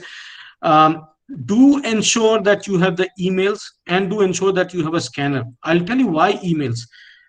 आपने लैपटॉप भी ले लिया, आपने टैबलेट भी ले लिया, और आप व्हाट्सएप की दुनिया में भी चल रहे हैं, लेकिन education is the professional way. It is not the unprofessional or the personal way of dealing things, right? WhatsApp आज है, कल को नहीं है, कुछ और दूसरे कलेवर में आ जाएगा, या एसएमएस है, नहीं है, पता नहीं. But how professionally you will conduct your courses must have the emails. That is where I'm saying that emails are the must. You must tell people, and I request all of you, though I am being in the IT for X number of years, I expect and request all of you to please do ensure that do not share any information unless you have a secured emails. My sincere request, again I'm telling you, unless until you have the email IDs, please do not share email IDs. The meeting invites. The web apps or the WhatsApp or पता नहीं आजकल कितने सारे chat applications आ गए, do not believe on them, right? Scanners. If suppose you want to give some course content to a student, you want to have them getting done and then you want to check it, how that person would submit it, right? तो आज तो cameras में सारे high end cameras हैं, scanners हैं, but as I requested, laptop, right? Laptop is a must. Obviously it could be a form of the smartphone or the tablet, but scanner, if you have a laptop, then ask for the scanners. If you do not have, because scanners also will give you a better range of pictures, right? आपने किसी को एक lesson किसी को करने के लिए दिया, आप उससे बोल रहे हैं कि मुझे ये सोल्यूशन करके दो, हाउ वुड यू जज it? Obviously scanner has to be there. So कल जो हमारी एक बोलना चाहिए कि एक लग्जरी थी, आज की तारीख में it has become a necessity. So emails and the scanners are must, along with either the laptop or the tablet. I definitely focused on these two things, the reliable high-speed network and the mobile laptop, because they are the bare bones of the entire online learning. There comes the next thing, is about the presentation or the content development software. I was listening carefully to Dr. Ghanshyam. He was telling that हम बहुत सारे solutions और बहुत सारे mediums बना सकते हैं. आप पीडीएफ बनाएं, आप शायद MP4 फाइल्स बना लें, आप प्रेजेंटेशंस बना लें, आप डॉक्यूमेंट बना लें, आप कुछ भी बना लें जिसके थ्रू आप अच्छे से कम्युनिकेट कर पाएं. But it doesn't mean that one has to follow the same format. Important thing is you should have a professional way of teaching, and this is where I want to highlight, because this is a very the enriched professional forum where I'm talking about the quality of the document matters. So ensure that you have a licensed version of any software, be it Microsoft or be it any other. Please do not rely on the freewares. The freewares do not help you much in the longer run. It could help you in the shorter range, right? The license fees for the education is actually important. If the individual actually looking for let's say some short-term gain to have a freewares, it is okay. But my request is still go for the licensed version, and do ensure that it has all the feature to create the content the way that you want to teach your student. A very important thing which I am highlighting again and repeating again. कहते हैं, मैं भी सुन रहा था आप पीछे की बातें कि पढ़ाने की भी कोई सीमा नहीं है और पढ़ने की भी कोई सीमा नहीं है. तो जब पढ़ाने की सीमा नहीं, तो आपकी इमेजिनेशन की भी कोई सीमा नहीं होगी, आप बच्चों को कैसे पढ़ाएंगे? तो आप सोच सकते हैं कि कल तक जो चीजें व्हाइट बोर्ड और ब्लैक बोर्ड पे आप पढ़ाया करते थे, उसे एक बहुत अच्छे तरीके से आप कैसे एक कंटेंट या द पीडीएफ और द माइक्रोसॉफ्ट प्लेटफॉर्म के डॉक्यूमेंट या पावर पॉइंट से आप कैसे समझाएंगे? तो आपको वो सारे टूल्स से अवेयर होना पड़ेगा. अनफॉर्चुनेटली टाइम कम है. I could have given you some very quick lessons on few things, but believe me, anytime when you reach out to me, I'm there to help you out. Similarly, why not to use the video files? Why not to create the video contents like 5 minutes of video contents? कहते हैं ना picture 1000 शब्दों से बड़ी होती है, तो लिखने की बजाय आप अपने खुद की एक वीडियो बनाएं और बड़े छोटे छोटे कंटेंट बनाएं 2-3 मिनट के, और उनमें आप पहले कंसेप्ट समझाएं और उसके बाद उसको अपलोड कर दीजिए, which could be a reusable components. And that's what I was telling, that the software or the network should support you to stream those things, those video files. So once you store those things, you can reuse anytime those video files, and then you can always give it to any number of students. You can have the repository the way similarly that what you used to have in your files and the folders before. आप जब अलमारी में अपने content बना के रख दिया करते थे कि ये फाइल में या ये मेरे नोट्स हैं, those notes will then be transformed into the video files, right? The important thing, and I think this is where we all, as me as an individual, as you as an individual, as a teacher, and everyone are struggling right now, as what is the best online meeting hosting platform. I want to spend about 2 minutes here, very very specific thing.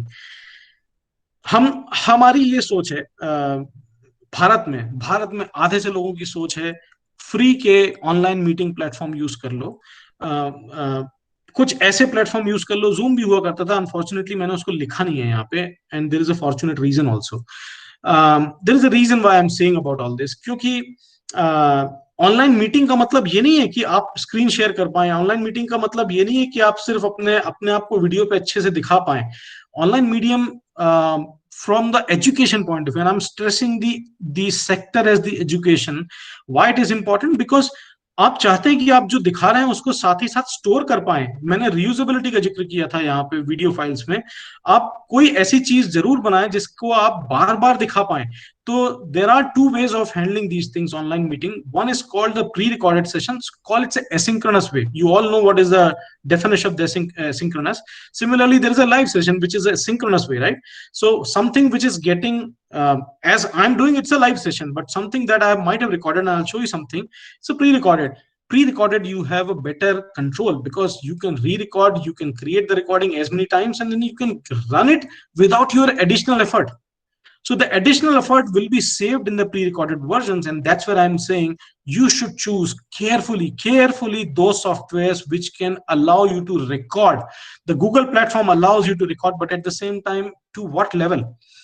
That is all you need to see it. MS as in Microsoft Team platform, what does it allow? There is another platform, I'm telling you, it's a Jitsi. I will show you a very interesting figure here. There is a document I'm sharing here. I was telling you that हमारे अंदर एक बड़ी एक India में तो at least या कहीं पे भी हम बड़े टेक्नोलॉजिकली एडवांस हैं. We try to see the open source or the freewares, right? You see here, in the entire world, there are 8 such open source web conferencing softwares. Jitsi happens to be one of those. And what it has is, it has the limit of 2 to 200. I have chosen this because I know the advantages of this, right? There is a recording, there is a video conference support. So obviously there are many. Obviously on towards your right hand side, you will not get the max benefit, but at the same time towards your left, you will probably see the limitation over the number of sessions. But here it has the maximum. Obviously these are the two which has the unlimited. The unlimited, the moment someone says unlimited, actually it comes with the higher pricing. So Jitsi, at least from my side, I'm not an advocate to Jitsi, but I have seen it. How does it work? That's what I'm telling about Jitsi here. Obviously there are others. GoToMeeting also is one such platform. They all use the APIs. APIs are called application program interface. They all use those APIs technologically, and then they collaborate with the different platforms. We will talk a bit more about, in fact, I'll give you a very small demo that how to use it. Another one is good audio and the video solution.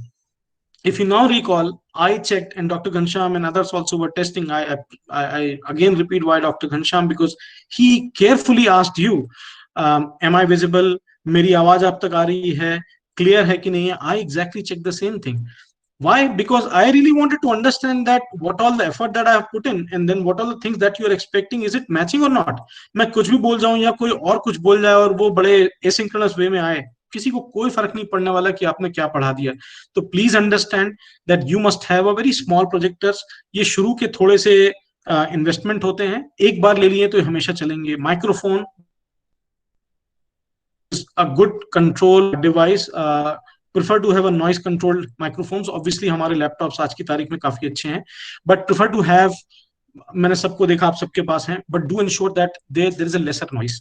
A good camera and then VR goggles. This is something I wanted to highlight. This is the future. Please do not shy away to invest in the future. That's very important, because if you do not give a kind of embrace the habit of having the best of the breed right now, it is not going to come as a habit to the rest of them, right? So you should become the enabler for the future. And one last thing, very important aspect I'm going to cover here is the good storage and the data security capabilities. हम में से, मुझे नहीं पता है कि इस forum में से कितने लोगों को डेटा सेंटर्स और डेटा सिक्योरिटी के कंसेप्ट पता होंगे, बट मैं एक बड़ी छोटी सी चीज आपको बताता हूँ. शायद कुछ दिनों पहले आपने 3 दिन पहले पढ़ा होगा कि गूगल स्वीट्स, गूगल कुछ ईमेल आईडी यूजर हैकिंग हो गई. आपने कुछ दिनों पहले पढ़ा होगा कि करीबन 6 साल पहले रादर सोनी जो बहुत बड़ा कॉर्पोरेशन है, उसके पूरा इंफॉर्मेशन किसी ने हैक कर लिया. आए दिन हम देखते हैं लिंक्डइन हैक हो गया है, ट्विटर हैक हो गया है, या फेसबुक हैक हो गया है. why we are talking about hacking? It is so important for you as the proprietary person to handle those such things. आप सोचिए, आपका नॉलेज, मैं ये नहीं बोलता हूँ शेयर मत कीजिए, बट आपका नॉलेज आपने मेहनत की है, आपने अपने बच्चों के लिए बनाया, और कोई और उसे उठा के चुरा के लेके चला जाए और बोले ये मेरा है, कैसा लगेगा आपको? So it is very important that you secure your data, you keep your data at a very secured location, you ensure it is access controlled. इसीलिए मैं बार बार बोल रहा हूं कि आप फ्रीवेयर्स की तरफ मत जाइए, आप सिक्योर्ड वे की तरफ जाइए, जहां आज के लेसन आपके बनाए हुए अपडेट हो जाएं, रादर लॉस्ट हो जाएं. लॉस्ट होने से नुकसान आपके स्टूडेंट, आपके एजुकेशन सबका है, बट अपडेट हो जाए मतलब ये है आप वर्जन्स बना लीजिए, वर्जन 1 फॉर 2020, वर्जन 2 फॉर 2021. तो सॉफ्टवेयर आप वो चूज कीजिए जो आपको एक अच्छा स्टोरेज प्लेटफॉर्म देते हैं, सॉफ्टवेयर वो यूज कीजिए जो आपको सिक्योरिटी देते हैं, और सॉफ्टवेयर वो यूज कीजिए जो आपके स्टूडेंट को ये एश्योरेंस देते हैं कि जो मेरे टीचर्स पढ़ा रहे हैं वो एक बहुत ही अच्छा लाइसेंस्ड वर्जन है. मैं बार बार आपको ये बोलने की और रिक्वेस्ट कर रहा हूं rather that you must not shy away for using the software license, the licensed softwares, right? So use the cloud softwares, which is as good as a data center driven solution. आप बहुत सारे लोगों ने सुना होगा, नहीं सुना होगा तो Azure is माइक्रोसॉफ्ट का platform, Google cloud is Google और अल्फाबेट करके कंपनी है, उसका क्लाउड है. AWS is the Amazon Web Service, and there are other cloud solutions also like Zoho and others. But the idea is to give you this much of knowledge. I'm 100% sure I spent about 15 minutes only on this, and this is where the crux is. Everyone, my one more time request is please do ensure that you read this slide. I will definitely share this with you so that it is in your back pocket. आप इसको हमेशा याद रखें, ये सारी चीजें guideline हैं, ये गाइडलाइन के अलावा आपके खुद के नॉलेज बढ़ाने के लिए भी काम आएंगे. Okay, I have only one last slide here, more as a theory. I do believe in the practical, so I'll give you a very small demo also, and we'll try to cover everything in next 10 to 15 minutes. मैंने आपको एक छोटा सा information यहाँ दिया था, यहाँ से कि एक सॉफ्टवेयर पार्ट होगा, एक डेटा का पार्ट होगा और एक हार्डवेयर का पार्ट होगा. Same thing which I have tried to cover here is what an online learning system should have it, or rather how to get it implemented for your colleges, to your institutes, including the universities, not to compromise anything on the student side. आप ऐसा सोच के देखिए कि एक तरफ तो आप भी क्लाइंट हैं किसी सॉफ्टवेयर कंपनीज के लिए जहां से आपको सॉफ्टवेयर का लाइसेंस मिलेगा, लेकिन आपके स्टूडेंट आपके क्लाइंट हैं. आप आज आप इस चीज को शायद समझ पाए, नहीं समझ पाए, हो सकता है मेरे वर्ड आपको बाद में समझ में आ जाए. Treat them as the customers of your education. This no one has told. Unfortunately ये मुझे भी बहुत बाद में समझ में आया. हम सोचा करते थे जब हम पढ़ते थे कि जो भी मिले उसे जैसा लेना है ले लो. कभी हमने ये नहीं सोचा कि ये इससे अच्छा हो सकता था. हमने कभी क्वेश्चन नहीं पूछा, कहते थे कि गुरुजी जो पढ़ाते हैं उसे वैसा ही ले लो. बाद में समझ में आया कि शायद क्वेश्चन किया होता और रिलायबिलिटी चेक की होती तो शायद बहुत अच्छा होता. So now if you as the teacher treat them as a client, definitely you have a better advantage, because then you will allow them to question your material itself. It will be a feedback mechanism coming back to you, right?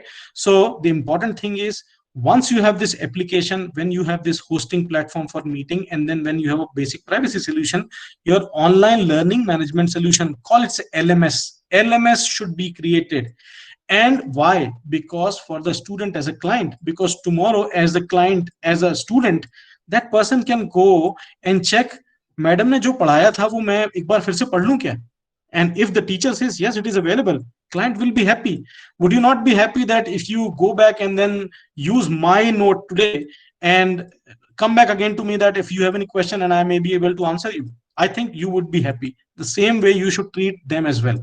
So what you should do is, you should invest, and not you as an individual, I'm requesting the entire educational department, whoever actually is the calling authority, please do ensure that have a dedicated, reliable and fast network which will enable for the online e-learning, call it online or the e-learning. For what? For the course providers to design, build and host. This is the key, gentlemen and women. Please do understand, designing a good content and building in such a way that it gives the best of the best out of you to the best to the student is so important, as the hosting also equally important. And once those things are taken care with the cost effective measure, I'm a big proponent of the cost effective measures. I'm not the one who would just simply waste the money in just buying something which is looking very shiny, right? I just want to highlight a word. I mean, I've been hearing Dr. Ghanshyam, he has given so much of acronyms, I probably wouldn't have heard them before. But I use one of the acronyms more often. It's called SOS. In the Morse code way, it is the SOS where someone is asking for the urgent help. You must have heard that, right? SOS bolte the. To me, SOS is the shiny object syndrome. Meaning, कहते हैं ना, जो चमकता है वो बिकता है, या गोल्ड जो चमकेगा उसको खरीद लिया जाता है, बट साथ ही साथ हम बोलते हैं हर चमकने वाली चीज गोल्ड भी नहीं होती, सोना भी नहीं होती है।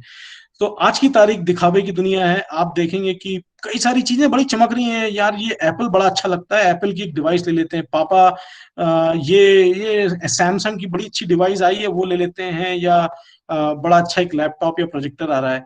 My request, my humble request to all of you is, do ensure that you do a right valuation, right comparison between every single provider, be it hardware, be it a data center, be it a meeting provider, whosoever it is, that do a right comparison. If you need any help, obviously, like me, there are many available people, right?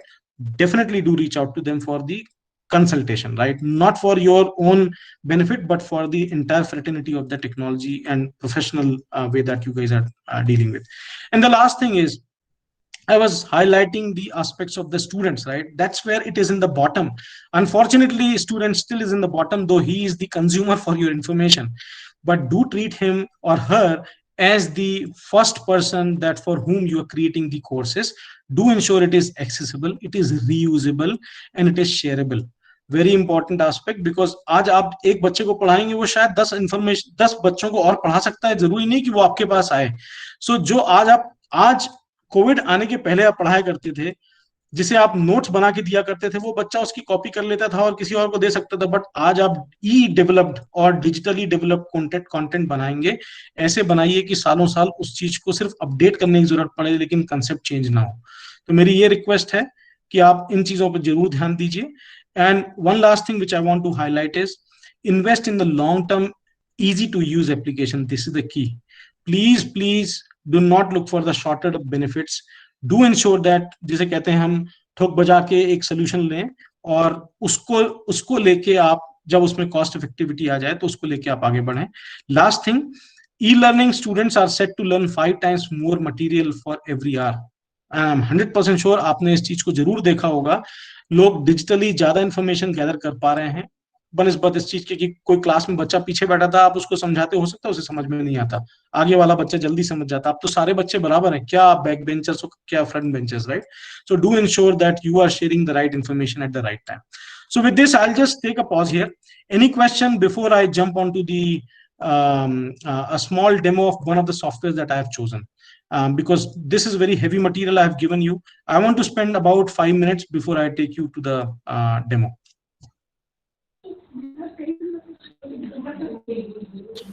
Saurabh, can start your demo, please? I could not hear. Come again. What did you say? You start your demo, please. Okay, very nice. Okay. There is one software which I'm trying to, and please do not take me as a proponent of this software. I'm requesting double folded hands. Please do not use this. However, I'm just trying to give a very small glimpse of how the online learning platform works, right? The important thing here is, as I was talking about, you will come back again and again on the anchor of the slide, that one should have the software which should have the low cost measure. This is the lowest cost measure software I've chosen. इसकी कुल लागत शायद कुछ 5,000 रुपए है.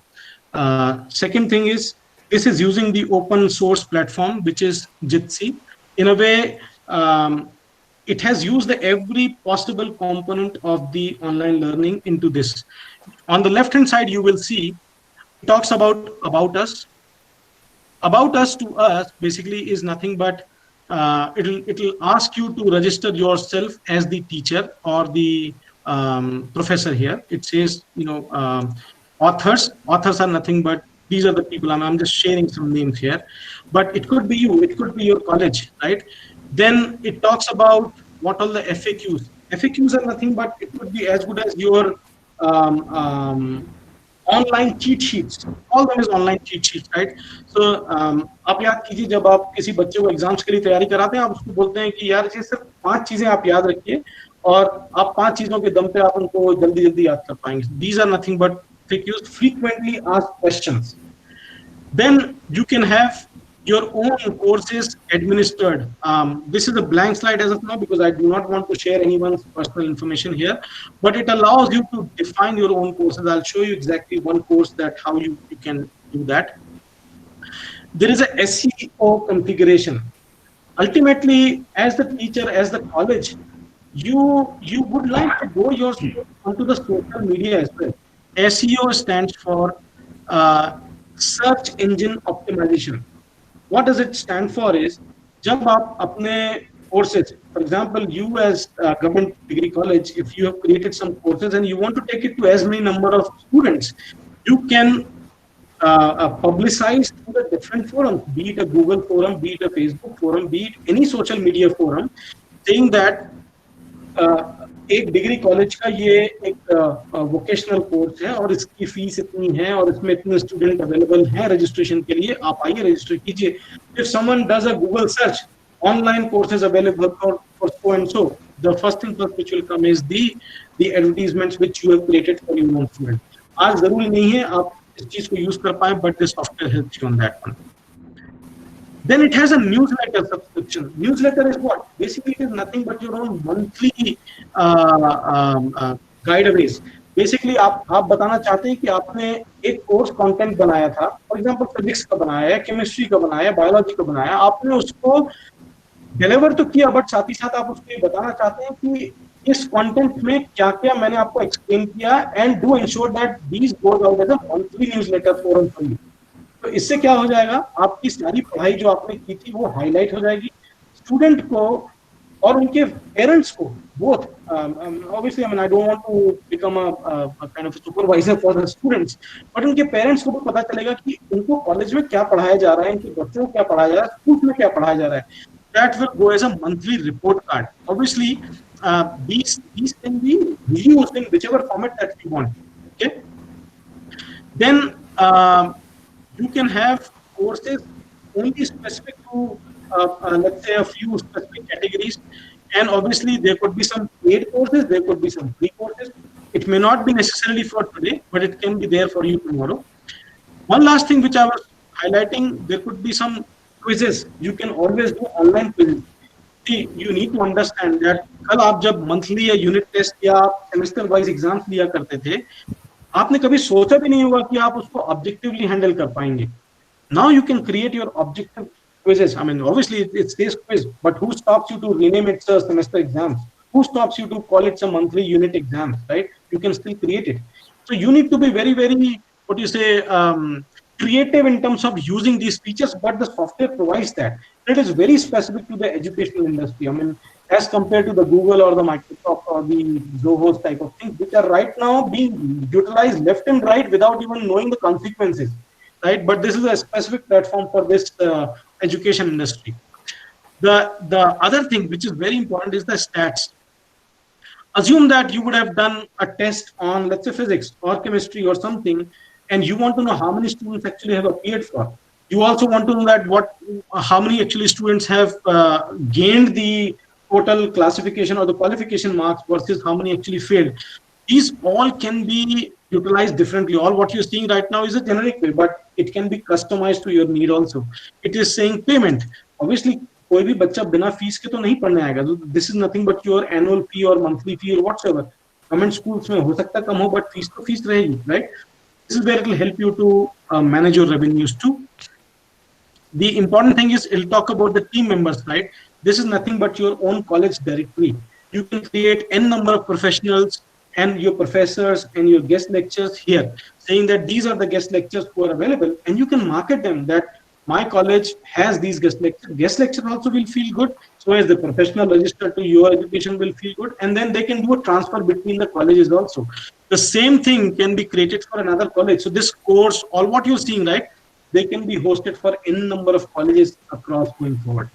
And last but the least, testimonials. अच्छा लगेगा कि प्रोफेसर ने जो पढ़ाया या जो टीचर ने पढ़ाया उनके बारे में स्टूडेंट भी राइट फीडबैक दें, right? That's where this testimonial will help. So आप भी किसी स्टूडेंट के बारे में टेस्टिमोनियल लिख सकते हैं, बच्चे आपके बारे में लिख सकते हैं, प्रोफेसर्स लिख सकते हैं. It could be a good cross learning, cross information sharing platform. And one last is the user.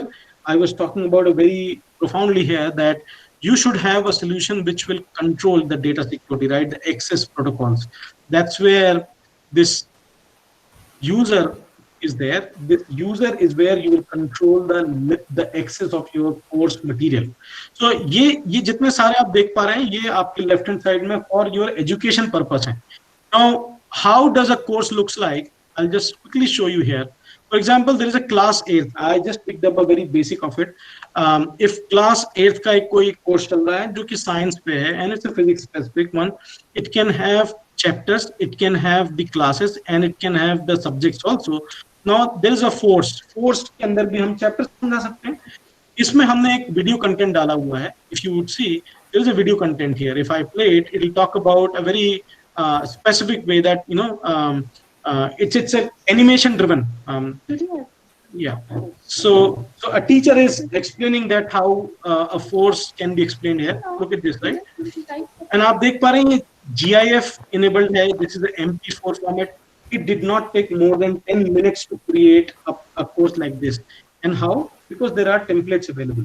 So overall, if you see, this platform is pretty much basic to what you as the student, the teacher and the professional community like you are looking for at this moment.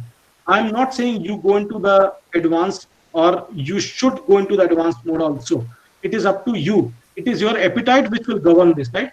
So very quickly coming back, the basics can be accessed from this software. I will give you the link also of this one if you in case you want. There are a couple of fellows with whom I'm in contact with. They can help you with that. Right, so Google or others also, I mean, I'm 100% sure there are other folks also in this fraternity who will give the demo. I chose this because I want to be a little different in terms of where the benefits will come to you as a fraternity.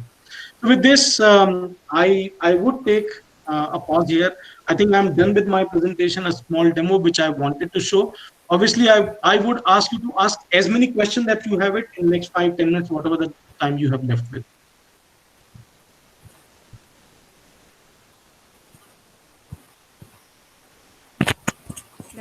धन्यवाद सौरभ जी. जी.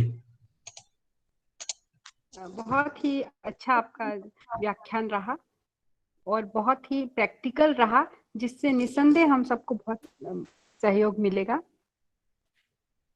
यदि आप में से कोई प्रश्न करना चाहते तो चैट बॉक्स में अपने प्रश्न डाल सकते हैं.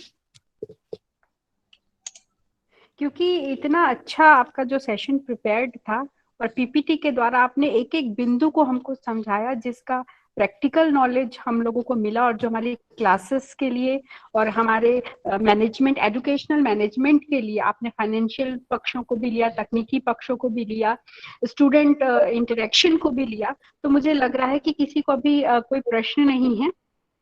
तो हम कार्यक्रम की आखिरी कड़ी की ओर चलते हैं। बहुत ही अच्छे लेक्चर्स हुए डॉक्टर G.A. घनश्याम सर के द्वारा और श्री सौरभ श्रीवास्तव सर के द्वारा। और जिस उद्देश्य से हमने ये आयोजन किया था, क्योंकि 100 से अधिक प्रतिभागी हमारे साथ जुड़े और लगभग 100 प्रतिभागी निरंतर हमारे साथ जुड़े रहे, तो मुझे लगता है कि हम सफल आयोजन कर पाए हैं। और जिन उद्देश्यों को लेकर हमने शुरू किया था, जो आज कोरोना और कोविड-19 की चुनौतियों का सामना करने के लिए, हायर एजुकेशन में जो चुनौतियां हैं उनका सामना करने के लिए ये फैकल्टी डेवलपमेंट प्रोग्राम आयोजित किया गया था, जिसके थ्योरेटिकल और प्रैक्टिकल और साथ ही साथ यदि मैं कहूँ घनश्याम सर के लेक्चर से मोटिवेशनल पार्ट को भी सर ने बहुत अच्छी तरीके से कवर किया। और क्योंकि समय की सीमा है, हम चाहते हैं कि हम अपने आज के फैकल्टी डेवलपमेंट प्रोग्राम की अंतिम कड़ी की ओर चलते हैं। मैं सादर आमंत्रित करती हूँ FDP की संयोजक डॉक्टर रागिनी पांडे मैडम को कि वे आए और धन्यवाद ज्ञापित करें। Doctor Ragini Pandey. Thank you, Kalpana. Now, it is my privilege to propose the vote of thanks on behalf of IQAC and Autonomous Cell of my institution. I express my sincere gratitude towards Dr. G.A. Ghanshyam, OSD Directorate, Higher Education, for sparing his valuable time to be with us this evening. Although he has a versatile personality, but now he has distinguished himself in the field of guidance for NAT preparation. Thank you, sir. Thank you so much for your valuable speech. Next, I would like to thank Mr. Saurabh Srivastava, the speaker of technical session. He has strengthened the organization and has inspired the participants for devoted work and to adopt new technology, which is demand of new normal nowadays. Now, I would like to thank our principal, Dr. Shraddha Girolkar, for her continuous support and motivation. I again thank our entire team for their continuous and sincere effort. I sincerely thank all the participants for their joining the session today, and I'm sure they will get benefited by today's program. So we will meet next day, same time, 3 p.m. and shall have some more very beneficial and attractive demonstration to organize an online program like how to make Google Forms, generating certificates, collecting feedback, and above all, hosting a program, online program. Feedback form will be flashed during the program. So thank you. See you tomorrow.